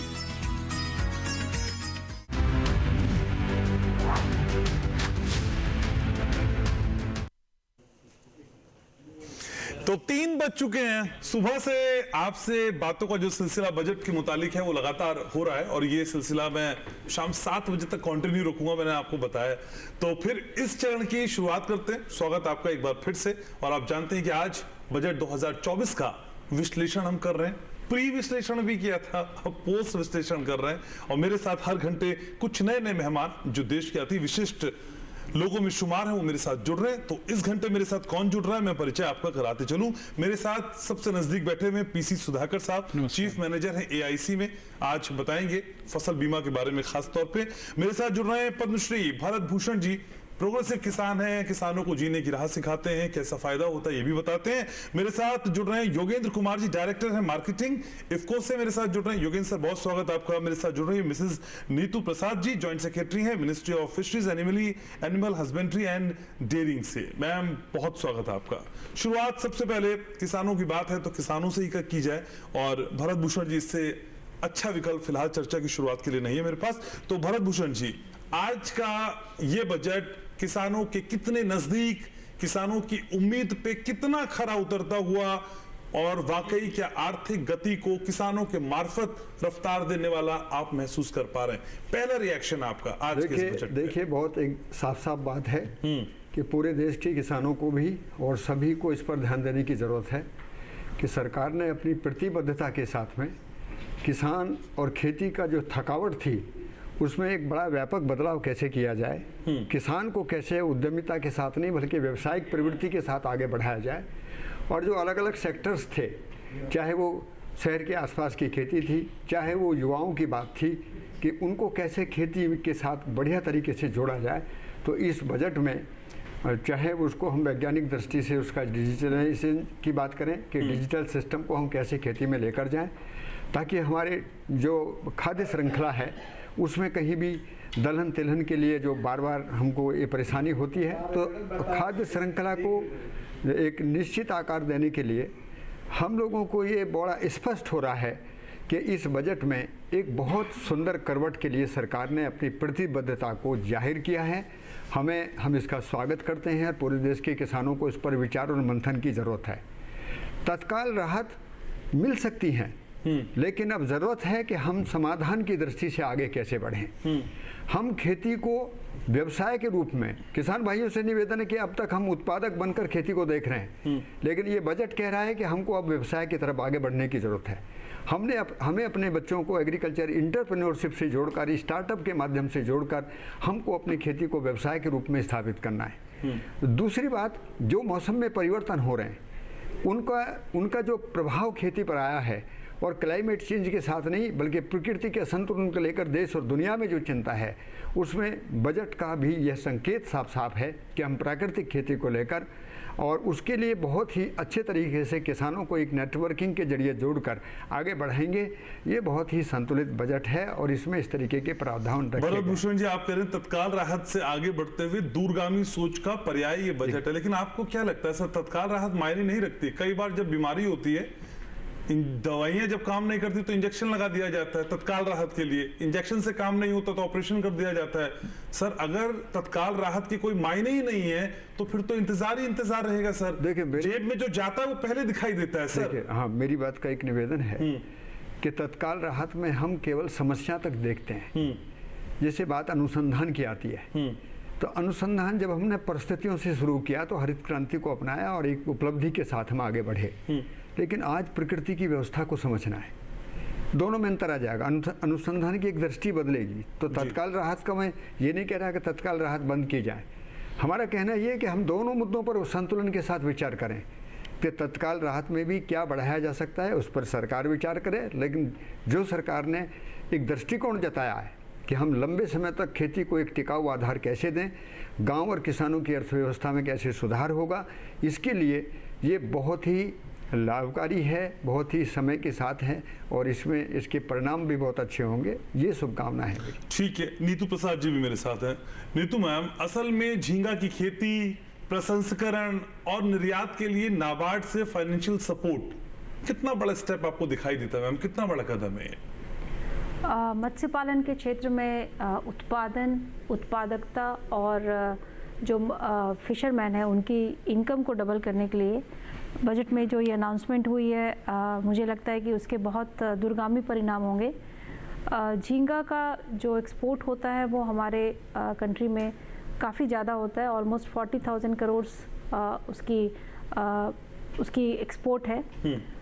अगर NBC जो न्यूक्लियर ब्रीडिंग सेंटर होते हैं, झींगा की 3 प्रजातियां होती हैं, बट जनरली हमारे एक्सपोर्ट में वेनामी कल्चर का ज़्यादा योगदान है। मोस्टली जो हमारे झींगा एक्सपोर्टर हैं, झींगा फार्मर्स हैं, वो हवाई या US से इस तरह के वेनामी जो प्रजाति है उसकी झींगा को लेकर के इंडिया में आते हैं, बिकॉज़ विदेशों में उनकी ज़्यादा मांग होती है। तो एक्सपोर्ट करने के लिए हमारे पास ये लोकल प्रजाति नहीं है, ये एग्जॉटिक वैरायटी है। और 2008-9 के बाद से इस प्रजाति को इंडिया में आने की अनुमति दी गई। उसके बाद से काफ़ी ज़्यादा 2014-15 से काफ़ी ज़्यादा एक्सपोर्ट भी इस प्रजाति को यहाँ पे ला कर के उसको काफ़ी ज़्यादा कल्चर किया गया और एक्सपोर्ट बढ़ाया गया। तो मेरा मानना है कि अगर इंडिया में बजाय एक्सपोर्ट करने के, अगर हम इंडिया में ही इनका NBC खोलें, न्यूक्लियर ब्रीडिंग सेंटर खोलें, इनकी ब्रूड स्टॉक को हम आगे बढ़ाएं, फिर उसके बाद हम मल्टीप्लिकेशन सेंटर खोलें, तो उससे एक्सपोर्ट में काफ़ी ज़्यादा हमें फ़ायदा पहुंचेगा। क्योंकि एक्सपोर्ट की जो कॉस्ट है, प्रोडक्शन कॉस्ट है, वो कम होगी और इसका फ़ायदा जो है झींगा एक्सपोर्टर्स को मिलेगा। नाबार्ड का हेल्पिंग हैंड मिलना मैम कितना इम्पैक्टफुल होगा? हमारे बजट में और हमारे स्कीम में fisheries development, infrastructure development corporation जो फंड है वो नाबार्ड उस कार्यक्रम में नाबार्ड की तरफ से सहयोग मिलता है। और इंटरवेंशन सबवेंशन स्कीम है जिसमें नाबार्ड बैंक की तरफ से जो इन्वेस्टर्स हैं उनको सहयोग करती है। तो नाबार्ड के तरफ से लोन, इजी लोन काफ़ी कम इंटरेस्ट रेट पे मुहैया कराया जाएगा। ठीक है। PC सुधाकर साहब भी मौजूद है मेरे साथ। सुधाकर साहब, क्रॉप इंश्योरेंस किसी भी किसान के लिए एक बहुत बड़ा वरदान है जिसको लेकर सरकार लगातार काम करती है। हालांकि आज कुछ इस पर खास कहा नहीं गया, लेकिन फिर भी आपको क्या लगता है इस ओर किस तरह के कदम बढ़ाए जाने की जरूरत है? किसानों की फसल को सुरक्षित रखना कितना आवश्यक है, वो भी तब जब जलवायु परिवर्तन जैसे जिक्र अभी भरत भूषण साहब कर रहे थे कि इतनी अनियमितताएं हैं, कभी भी कुछ भी हो सकता है। क्रॉप इंश्योरेंस कितना इंपॉर्टेंट है सर? देखिए, क्रॉप इंश्योरेंस की अगर हम बात करें फसल बीमा की, तो जैसा आप जानते हैं, हर किसान भाई, हर लोग जानता है कि किसान ज़मीन की जुताई से लेकर उसकी कटाई तक और उसको थ्रेसिंग से लेकर उसको बेचने तक हर पड़ाव पे उसे कई तरह की प्राकृतिक आपदाएं और कई तरह की कठिनाइयों का सामना करना पड़ता है। और कई बार तो ऐसा होता है कि आप पूरी लागत लगा चुके होते हैं, कुछ ऐसी आपदा आ जाती है कि आपको उपज में कुछ नहीं मिलता है, किसको कहते हैं हम जीरो यील्ड, और इस कारण से किसानों को अगले सीजन में फसल लगाने में कठिनाई पैदा होती है। तो इन सबों को ध्यान में रखते हुए जो भारत सरकार की योजना है, तो ऐसे डायरेक्टली तो इस बजट में कुछ कहा नहीं गया है, लेकिन आप देखेंगे अंदर टेक्स्ट में तो इसमें प्रधानमंत्री फसल बीमा योजना का जिसमें जिक्र होगा, उसमें सरकार आधी सब्सिडी राज्य सरकार, आधी सरकार भारत सरकार वहन करती है। तो अगर योजना में किसान सम्मिलित होते हैं तो उनको बुआई से लेकर कटाई के 15 दिन बाद तक का उसमें सुरक्षा का व्यवस्था है, जो भी भरपाई नुकसान होगा उसकी भरपाई इसमें की जा सकती है। तो इस तरह से हम देखते हैं कि फसल बीमा योजना का काफ़ी किसानों के लिए फायदेमंद है। और आप देखेंगे इस बार बजट में भी चर्चा हुआ है कि 400 गाँव में डिजिटल सर्वे की बात है। तो इस सर्वे को अगर हम ध्यान में रखेंगे तो जो किस फसल, कौन सी फसल किस प्लॉट में उगाई जा रही है उसका डिजिटल रिकॉर्डिंग होगी। तो उससे किसानों को बीमा लेने में, चूँकि आपको बीमा जब लेते हैं तो आपको बताना होता है कि किस एरिया में, किस प्लॉट में आप कौन सी फसल लगा रहे हैं, तो उसे डायरेक्ट अवेलेबल होगा, तो उससे सुविधा बढ़ेगी और इस तरह से किसानों को सर्विस देने में भी काफ़ी सुविधा। लेकिन सर कई बार किसान कहते हैं कि बीमा लेने में बड़ा एड़ी चोटी का दम लगाना पड़ जाता है, बहुत मुश्किल है सर, ऐसा भी है क्या? ऐसा कुछ साल पहले तक शायद ये बात कुछ आपका उचित होता, लेकिन आज के दौर में आप देखेंगे तो अमूमन किसान दो तरह के हैं। एक तो वो जो किसी भी बैंक से लोन लेते हैं, उसको हम ऋणी किसान कहते हैं। दूसरे वो जो नहीं लेते, अपने आप उगा सकते हैं। तो जो बैंक से लोन लेते हैं तो उनके लिए तो बैंक ही बीमा कर देती है, उनको कहीं जाने की जरूरत ही नहीं होती। और जो नहीं लेते हैं तो उसके लिए भारत सरकार ने एक पोर्टल बनाया हुआ है, NCIP उसको कहते हैं, नेशनल क्रॉप इंश्योरेंस पोर्टल। कोई भी किसान अपनी स्वेच्छा से वहाँ जाकर के लॉगिन करे और बीमा ले सकता है। ठीक है। और आप जानते हैं आज गांव-गांव में CSC सेंटर्स हैं। तो CSC के माध्यम से भी बीमा ले सकते हैं। अच्छा। और जो किसान खुद जागरूक हैं, मोबाइल चलाते हैं, आजकल ज़्यादातर लोग चलाते हैं, तो ऐप के माध्यम से भी एक ऐप बना हुआ भारत सरकार का, उसके माध्यम से सीधे बीमा में जुड़ सकते हैं। तो बीमा में आज के दिन में जुड़ने में कोई समस्या नहीं है। बीमा लेने में, क्लेम लेने में भी आपको बता दूं कि क्लेम जो प्रोसेस है ये सारा ऑटोमेटिक है। अच्छा। किसान को आपको दावा करने की जरूरत ही नहीं पड़ती ज़्यादातर चीज़ों के लिए। कभी कभार कुछ लोकलाइज फिनोमेना होता है कि पूरे एरिया में ना हुआ, किसी एक आधो खेत में हुआ, तो 72 घंटे के अंदर 1447 भारत सरकार ने एक टोल फ्री नंबर दिया हुआ है। ठीक है। वहाँ लॉन्च कीजिए, आपको अगले 10 दिन में सर्वे का बीमा से जुड़ना और फिर क्लेम लेना दोनों आसान है। इस पर भी चर्चा करेंगे और योगेंद्र जी भी मेरे साथ हैं। सर आपके पास भी आऊंगा, एक छोटे से ब्रेक के लिए यहाँ रुक रहे हैं। बजट 2024 कितना खास, यही समझने की कोशिश ब्रेक के उस पार भी।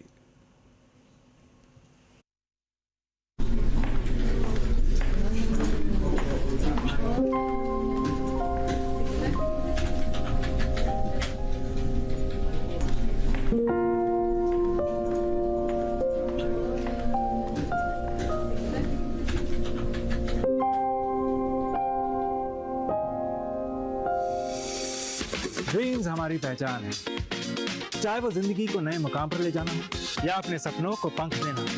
हर एक सपना है खास और इन खुशियों को पूरा करने के लिए जरूरी है एक मजबूत बैंकिंग साथी का साथ। आपके सपनों को सच करने में हम हैं, आपके भरोसेमंद बैंकिंग साथी। बैंक ऑफ इंडिया, रिश्तों की जमा पूंजी। तो बजट 2024 पे हम लगातार चर्चा कर रहे हैं। कई मेहमान मेरे साथ जुड़ चुके हैं, कई जुड़ रहे हैं, जो बता रहे हैं और समझा रहे हैं कि ये बजट आपके लिए समझना क्यों खास है, और हमारी भी यही कोशिश रहती है। योगेंद्र जी भी मेरे साथ हैं। योगेंद्र जी मेरे साथ हैं इफ्को से। तो योगेंद्र सर, असल में प्रधानमंत्री जी ने कहा कि भाई ये बजट तो कमाल का है, ये नई गति भी है और नई गति को कंसिस्टेंसी भी देता है, ये हर वर्ग को ताकत देने वाला बजट है। सर क्या लगता है आपको? बिल्कुल सही लगता है, कमाल का ही नहीं बल्कि बेमिसाल भी है। इस बजट की जो खास बात जो मेरे समझ में आती है, कृषि की वर्तमान समस्याओं को ठीक से समझ करके उनके निदान और उनके हल का एक बहुत ही अच्छा महारत प्रयास है। जो अगर एक वाक्य में कहना हो तो ये है, देखिए जो कृषि की मूलभूत समस्या है उसमें सबसे बड़ी समस्या है कि हमारे पास उन्नतशील प्रजातियां जो वातावरण की प्रतिकूलता को सहन कर सकें, उनकी कमी थी। इस बजट में उनका पूरा ध्यान रखा गया है कि वातावरण की परिवर्तन के हिसाब से प्रजातियों का विकास किया जाएगा, जिसमें कृषि की और बागवानी की दोनों की प्रजातियों को सम्मिलित किया गया है। ये एक बहुत अच्छा प्रयास मैं मानता हूँ, क्योंकि इससे उत्पादन अपने आप बढ़ेगा। दूसरा जो कोऑपरेटिव सेक्टर है, जो एक तरीके से ग्रामीण जो विकास है उसकी एक धुरी है। सहकारिता जो एक मेरे ख्याल से जो भी अभी तक देश में घटित हुआ है कृषि से संबंधित, उसमें अगर सहकारिता के योगदान को देखा जाए, चाहे वो फसली ऋण हो, चाहे कृषि निवेश की व्यवस्था हो, सहकारिता का एक विशेष योगदान है। उस संपूर्ण प्रणाली को विकसित करने का जो संकल्प है वो भी किसानों के लिए बहुत ही लाभकारी सिद्ध होगा। अभी जो प्राकृतिक खेती की बात हो रही है, 1 करोड़ किसानों को उसमें शामिल करने की एक योजना है। ये एक बहुत अच्छा संकेत है। आप पूरे विश्व को देखिए, ज़्यादातर देश रासायनिक उर्वरक और रासायनिक जो पेस्टिसाइड इंसेक्टिसाइड हैं उनके प्रयोग को कम कर रहे हैं। कुछ ने तो धीरे धीरे करके बिल्कुल प्रतिबंधित भी कर रखा है। ऐसी स्थिति में हमारी जो मृदा है, हमारा जो पेयजल है, जो वातावरण है, इसको प्रदूषण मुक्त बनाने की जो पहल है वो प्राकृतिक खेती से जो वर्तमान बहुत बड़ी समस्या है उसका भी एक निदान मिलेगा। प्राकृतिक खेती लोग करेंगे, धीरे धीरे उत्पादन भी बढ़ेगा, जैविक खेती भी उसमें समाहित होगी धीरे धीरे करके, अन्य बहुत सारे उपाय इसमें होंगे और 10,000 ऐसे एक रिसोर्स सेंटर जहाँ पे इन आदानों का उपलब्धता कराई जाएगी, वो भी किसानों के लिए एक बहुत बड़ा योगदान होगा किसानों का उत्पादन बढ़ाने में, और ऐसा उत्पादन बढ़ाने में जो प्रत्येक तरीके से रसायन मुक्त हो। रसायन मुक्त करना एक लक्ष्य है माननीय प्रधानमंत्री जी का भी और इस सरकार का भी, और ये आवश्यकता आज की है। इसके ऊपर पूरा जोर दिया गया है, ये भी एक बहुत अच्छा है। अभी एक जो 400 जिलों का जो क्रॉप सर्वे की बात है डिजिटल माध्यम से, वो एक बहुत बड़ा लाभकारी है किसान के लिए। उसको मैं दूसरे स्वरूप में देखता हूँ। इंश्योरेंस तो उसका एक पार्ट है। अगर वो डिजिटल सर्वे एक अच्छे कैमरे के माध्यम से किया जाएगा तो उससे क्या होगा कि हमको फसल में लगने वाले रोगों और कीड़ों की पूर्व जानकारी मिल सकेगी, जिससे उनका रोकथाम करके किसानों की उपज को बढ़ाने में बहुत बड़ी सहयोग मिलने वाली है। दूसरा जो बीज हैं, बीजों का एक बहुत महत्वपूर्ण योगदान है। बीज के लिए भी सहकारिता के माध्यम से बहुत सारे प्रयास किए जा रहे हैं। अभी बहुत उन्नत गुणवत्ता युक्त बीज कैसे कम दाम पे किसानों को उपलब्ध हो, कैसे जो हमारे परंपरागत बीज धीरे धीरे लुप्त हो रहे हैं उनको पुनः हम लोग उसको बोएं और उनके अधिक लाभ जो होते हैं उनसे किसानों को लाभ पहुँचे। इस तरीके की बहुत सारी योजनाएं जो बीज सेक्टर में आने वाली हैं वो भी सहकारिता के माध्यम से आ चुकी हैं। अभी एक भारतीय बीज सहकारी समिति लिमिटेड का गठन माननीय सहकारिता मंत्री आदरणीय अमित शाह जी के नेतृत्व में हुआ है, जिसमें हम लोग इसका करने के लिए वचनबद्ध भी हैं। इस तरीके से बहुत सारी योजनाएं जो किसान हितैषी हैं उन पे बहुत जोर दिया गया है, और जो अभी वर्तमान समस्याएं हैं उनको हल करने का एक बहुत ही सफल और बहुत ही सार्थक प्रयास इसमें निहित है, जिसका बहुत ही अच्छा दूरगामी परिणाम होने वाला है। ठीक है, तो ये जो परिणाम है दूरदृष्टि से बहुत खास है और दूरगामी लिहाज से समझने की कोशिश कर रहे हैं। हमारे साथ भरत भूषण जी भी हैं। भरत भूषण जी, आज बजट के दौरान वित्त मंत्री ने कहा कि देखिए किसानों की लागत पे 50% मार्जिन देने का वादा हमने पूरा किया है। वाकई ये वादा पूरा हो गया सर?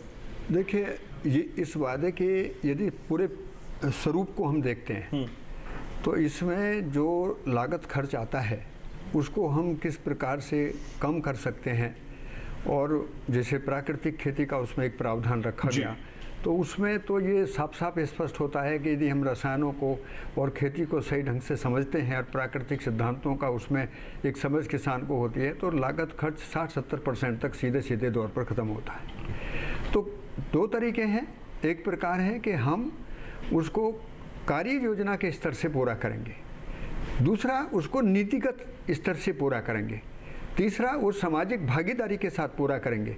तो इस बजट में इन सभी अंगों को जोड़कर जो एक कार्य योजना उभर कर आई है सामने, तो उसमें मैं बहुत ही स्पष्ट रूप से कहना चाहूँगा कि लागत ही कम नहीं होगी, बल्कि उत्पादन बढ़ेगा, क्वालिटी के साथ बढ़ेगा, किसानों की आमदनी बढ़ेगी, खेती में रोजगार के अवसर बढ़ेंगे। जैविक में भी होगा ये, हाँ, जुवाई में होगा। हाँ, और मैं यदि आपने इस संदर्भ में मुझे अच्छा ध्यान दिला दिया कि मैं आप एक निवेदन देश के मनीषियों से और सभी चिंतनशील जो अर्थशास्त्री हैं उनसे कहना चाहूँगा कि यशस्वी प्रधानमंत्री जी के नेतृत्व में पहले चरण में 2015 के बाद देश में जैविक खेती का एक आगाज हुआ और देश ने दो तरीके से बड़ी महारत हासिल करी।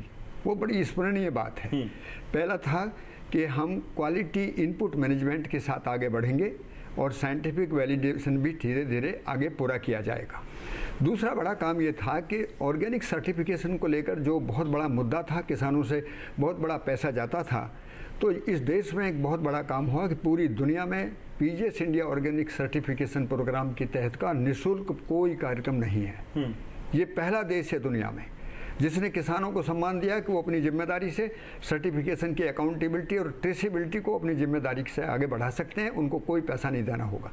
लेकिन दुर्भाग्य ये है कि हमने इन दोनों बातों को पूरा करने के बाद जो हमारा तीसरा फेज था वो ये था कि हम बजट में ये प्रावधान विशेष रूप से रखते कि हमको साइंटिफिक वैलिडेशन के साथ ऑर्गेनिक फार्मिंग कहें चाहे नेचुरल फार्मिंग कहें, अब हमको परिस्थितियों से आगे नहीं बढ़ना है, बल्कि प्रकृति के सिद्धांतों पर आधारित होकर हम इसको आगे लेकर जाएंगे। इसमें क्या है, इसका एक कंप्लीट फिगर है कि production management, quality certification, processing, branding और पैकेजिंग, और इसलिए भारत सरकार ने 10,000 फार्मर प्रोड्यूसर कंपनी पूरे देश में बनाए जाने की एक योजना बनी।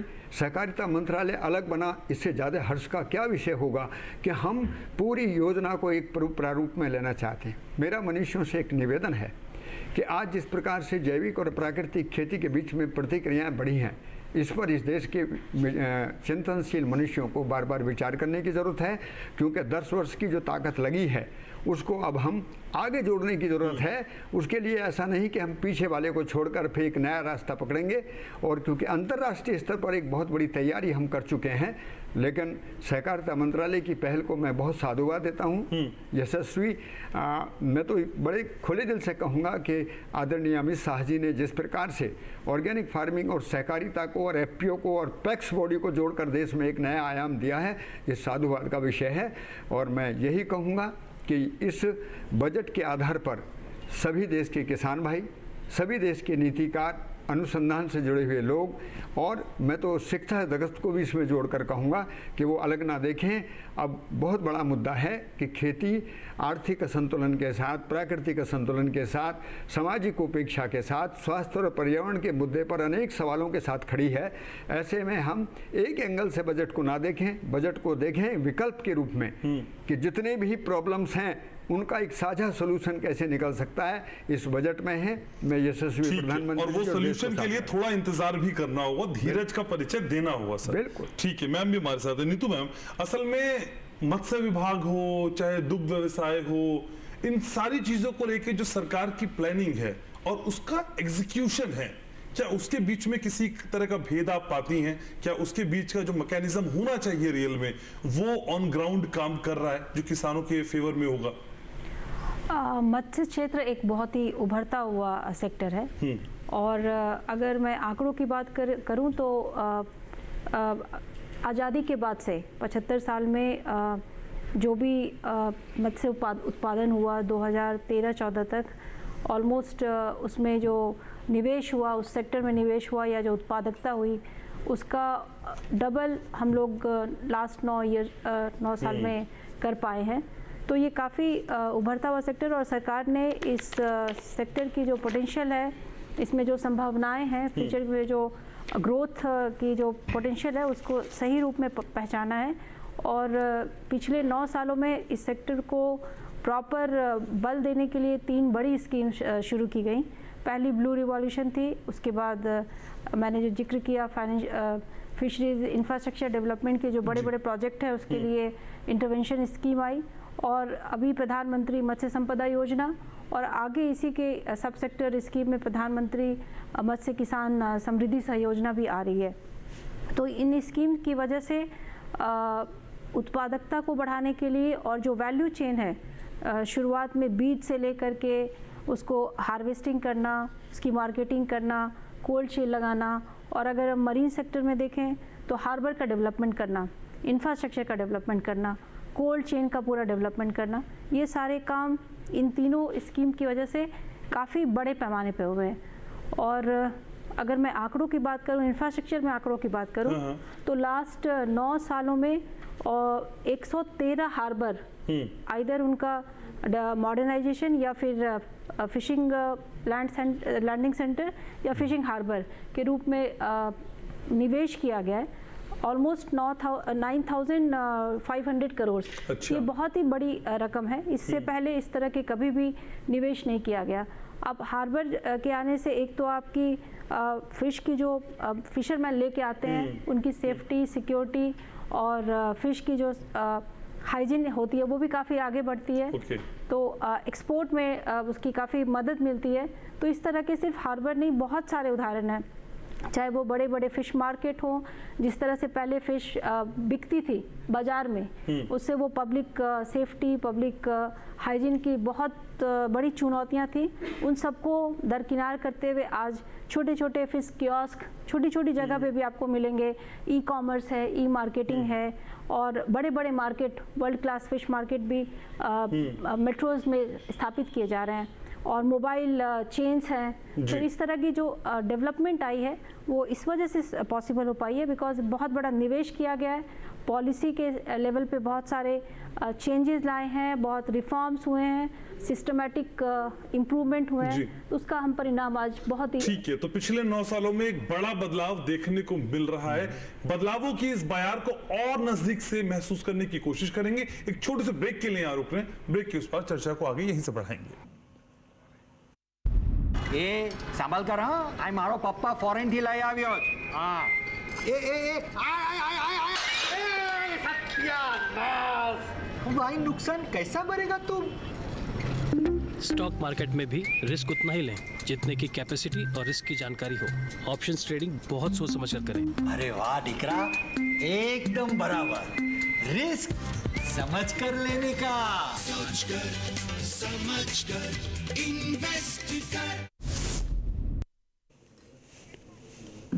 तो बजट 2024 हम समझ रहे हैं, अपने एक्सपर्ट के जरिए आपको समझाने की कोशिश कर रहे हैं। सभी खास सामान लगातार मेरे साथ बने हुए हैं। मेरे साथ पीसी सुधाकर साहब भी मौजूद हैं। सुधाकर साहब, हालांकि क्रॉप इंश्योरेंस आपका सब्जेक्ट है, लेकिन फिर भी एफपीओ हो, सहकारी समितियों की बात हो, या फिर नए स्टार्टअप की बात हो जो सरकार कर रही है, ये बढ़ते हुए कदम विकास की गति को और रफ्तार देने के लिए कितने जरूरी दिखाई देते हैं?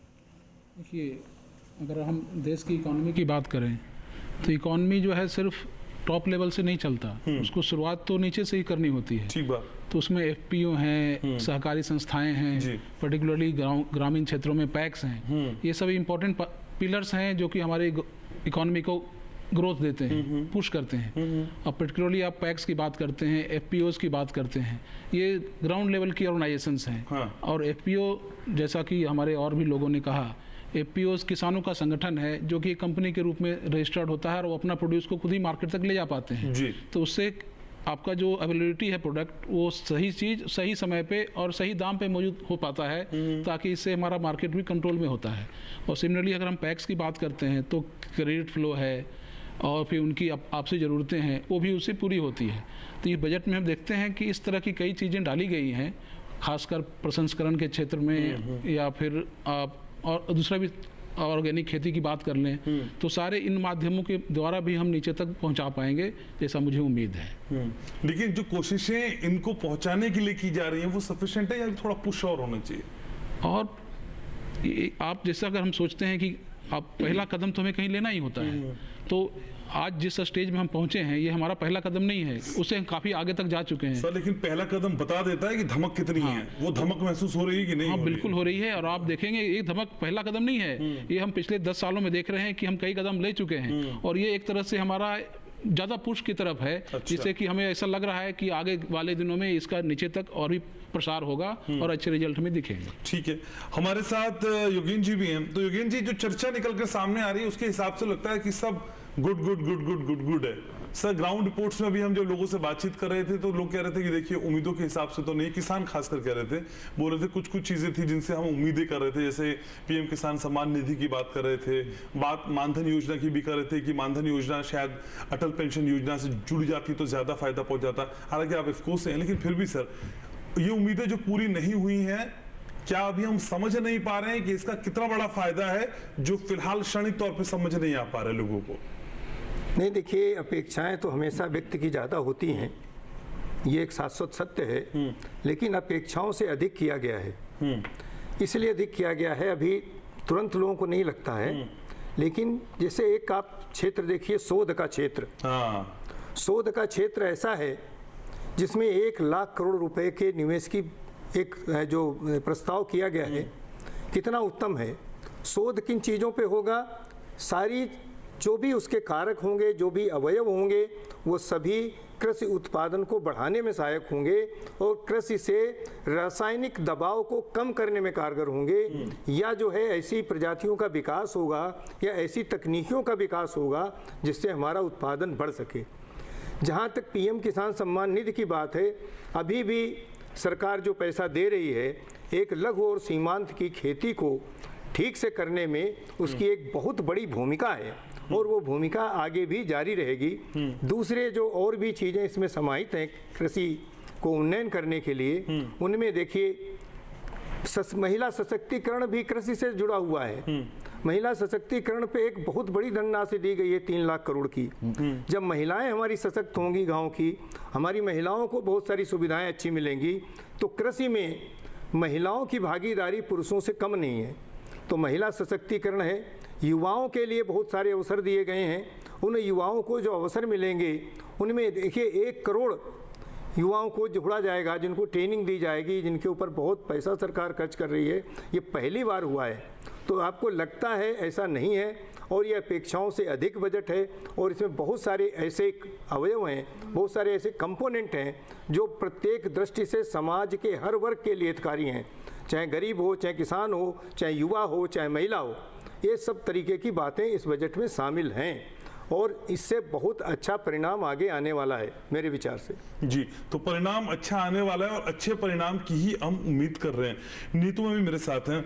मैम, जो हम चर्चा कर रहे हैं असल में और जो आप स्पेशली देखती हैं, तो इसमें जो मिस एंड मैच है वो हो पा रहा है मैम? जो सारी चीजें सरकार की हैं, जितनी योजनाओं का जिक्र आपने किया, क्या उतनी ही संभावनाओं के साथ किसान भी जुड़ते हुए दिखाई दे रहे हैं, या उन तक ये योजनाएं पहुंचने में थोड़ा सा भी समय लग रहा है? क्योंकि ये समय अगर कम हो जाए तो फिर और ज्यादा हम उसका एनहांसमेंट देख पाए और ज्यादा बढ़ती हुई देख पाए। क्या रीच में थोड़ी सी कमी है?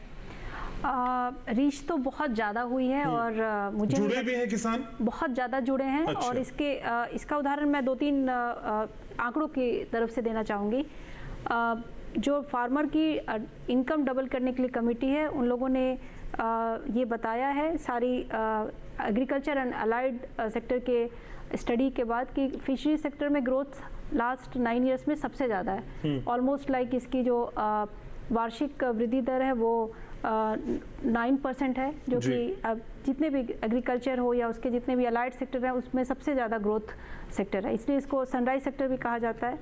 और आज विश्व में भारत सबसे बड़ा इनलैंड का वो मछली उत्पादक देश बन गया है। इनफैक्ट जो भी बिहार, यूपी, मध्य प्रदेश, छत्तीसगढ़ जैसे राज्यों में पहले तटीय राज्यों से जो फिश आती थी, वो सारी कुछ अब ये सारे सेल्फ सफिशिएंट बन गए हैं। ये सारे इनलैंड स्टेट्स जिनके पास कोस्ट एरिया नहीं है, वो खुद से रिजर्वायर में केज कल्चर करके और अपनी जो उनकी वाटर बॉडीज़ है उसमें मत्स्य उत्पादन करके काफ़ी उन्होंने आत्मनिर्भरता हासिल कर ली है। और जो हम आत्मनिर्भर भारत का जो सपना देखते हैं उस ड्रीम को काफ़ी हद तक अचीव किया गया है। आज विश्व में भारत पूरे मत्स्य उत्पादक देशों में सेकंड नंबर पे है। अच्छा, पूरे विश्व में? पूरे विश्व में। और इनलैंड फिशरी जो मैं बोल रही हूँ कि जो तटीय प्रदेश नहीं है, इनसाइड में जो रिजर्वायर, नदियाँ या झील या तालाब में करते हैं, पॉन्ड्स में, छोटे छोटे पॉन्ड्स में करते हैं, उसमें भारत पूरे विश्व में नंबर 1 है।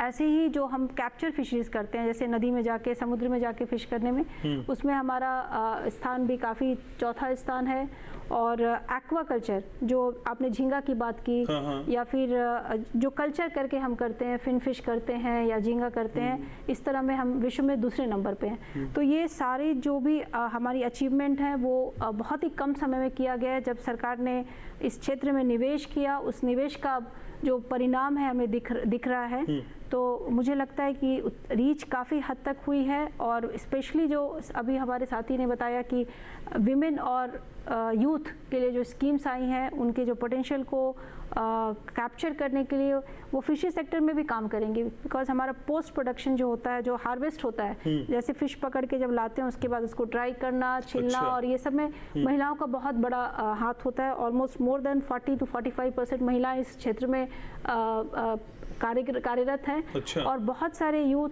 अपने इंटरेस्ट से, उनको अच्छा लगता है, उनके पास छोटा सा अगर खेत है तो एक छोटा सा पॉन्ड लेकर के, या तो उनका खुद के खेत में या लीज पे लेकर के वो मछली उत्पादन करके अपनी इनकम को बढ़ाना चाहते हैं। युवाओं को इसके साथ जोड़ने के लिए क्या कोई खास स्कीम है हमारे पास, या किसी तरह की खास ट्रेनिंग है? क्योंकि हम देख पाते हैं कि कई बार युवा उतनी शिद्दत के साथ इस तरह के उद्योगों के साथ या फिर इस तरह की कोशिशों के साथ जुड़ नहीं पाते हैं। हमारी प्रधानमंत्री मत्स्य संपदा योजना, जिसमें कि 20,000 से ज़्यादा का निवेश है, और उसका जो बजट है उसमें युवाओं के लिए और ट्रेनिंग के लिए बहुत ही सोच समझ करके स्कीम बनाई गई है। हमारी एक सेंटर है, national fisheries development board, Hyderabad में उसकी ऑफिस है। उस स्कीम के तहत सारे राज्यों से हम लोग युवाओं को लेते हैं, उनको ट्रेन करते हैं डिफरेंट बिकॉज फिशिंग में भी बहुत सारे स्किल्स की ज़रूरत होती है। मड क्रैब है, नई प्रजातियां हैं, या फिर झींगा के लिए, या फिर आप समुद्री मछलियों के लिए, केस कल्चर के लिए थोड़ी सी ट्रेनिंग की ज़रूरत होती है। पर्ल कल्चर के लिए, ऑर्नामेंटल फिश के लिए, सीवीड के लिए, तो वो ट्रेनिंग NFDB के थ्रू और सारे स्टेट गवर्नमेंट के हेल्प से हम उनको प्रोवाइड करते हैं। हमारे पास ICR के 8 रिसर्च इंस्टीट्यूट भी काम कर रहे हैं। हमारे खुद के 5 इंस्टीट्यूट्स हैं फिशरीज से रिलेटेड।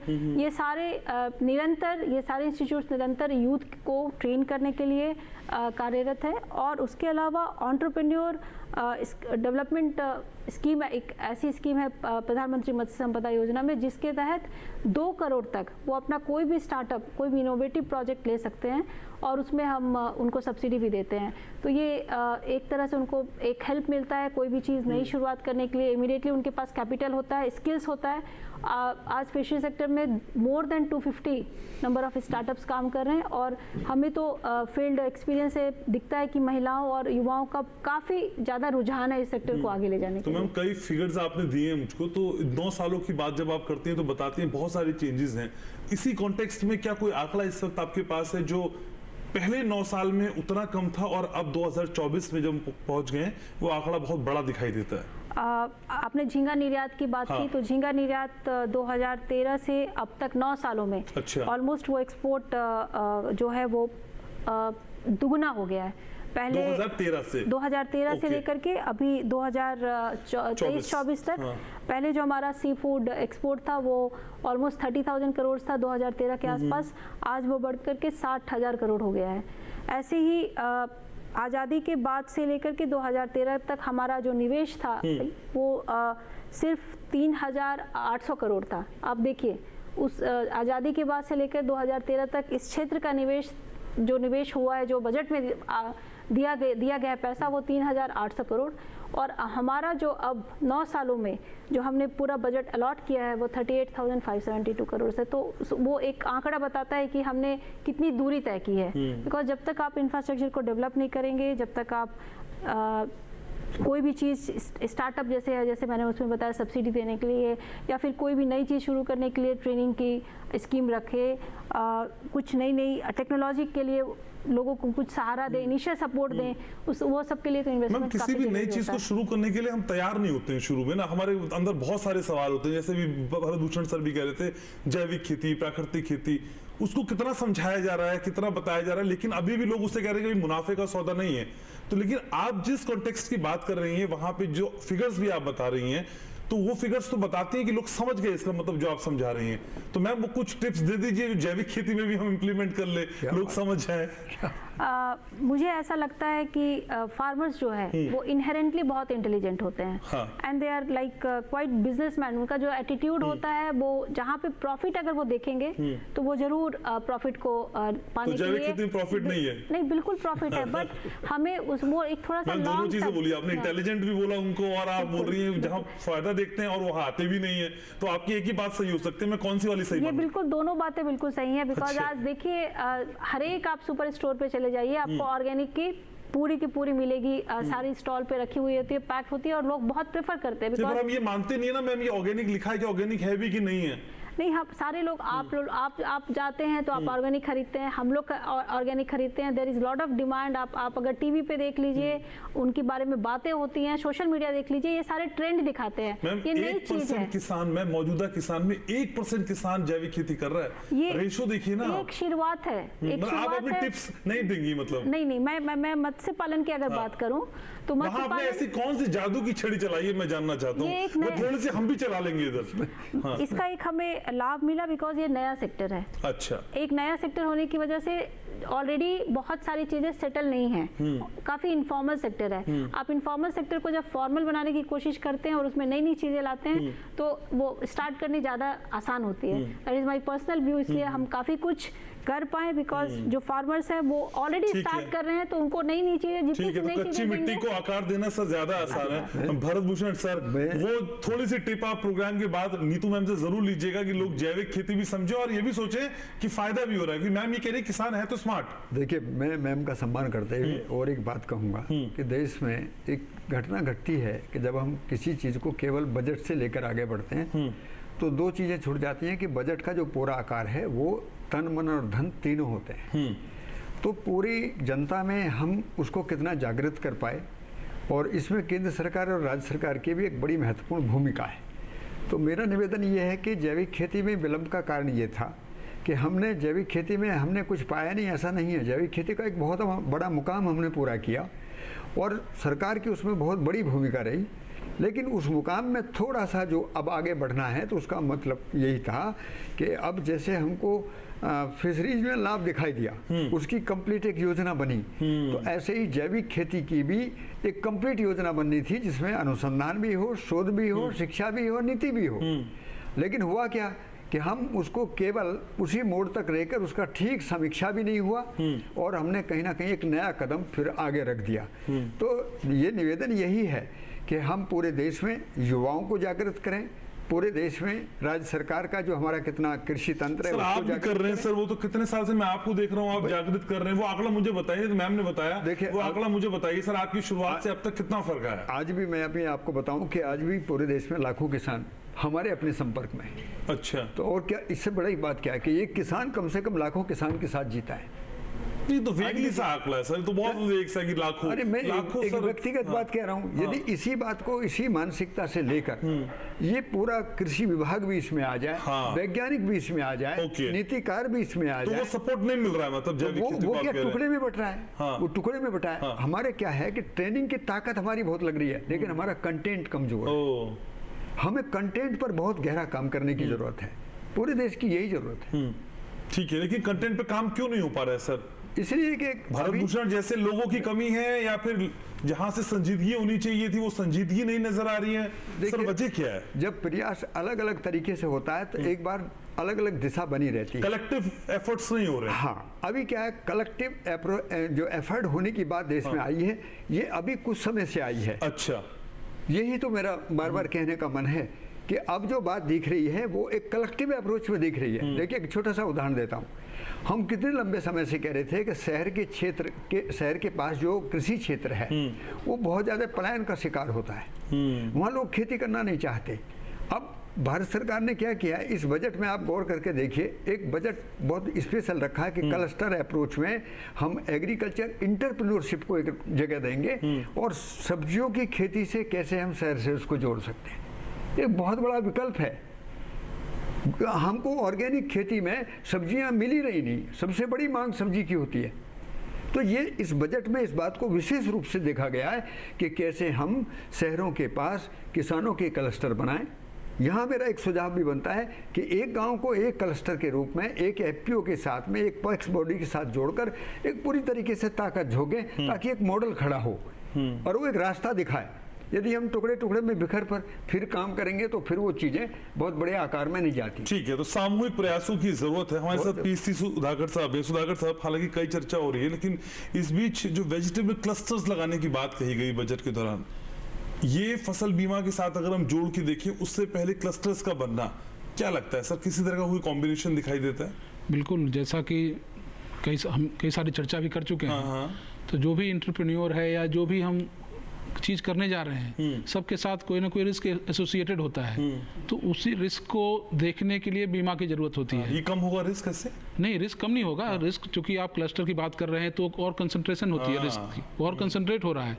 लेकिन अगर वो कंसंट्रेशन एक ही जगह पर ना हो कि उसका स्प्रेड हो जाए, एक शहर नहीं, हमारे देश में कई शहर हैं, अगर हर शहर में इस तरह के क्लस्टर बनाए जाएं तो एक क्लस्टर में तो स्प्रेड रिस्क जमा हो रहा है, लेकिन वो हो सकता है वो रिस्क दूसरे क्लस्टर में ना हो, इस तरह रिस्क स्प्रेड होता है, तो वहाँ बीमा अच्छा काम करता है। तो इस तरह से हम और अभी आप देखें योजना जो भारत सरकार चला रही है, प्रधानमंत्री फसल बीमा योजना, उसके साथ एक और है मौसम आधारित फसल बीमा योजना। तो उसमें ज़्यादातर जो है सब्जियों का और फलों का बीमा हो रहा है।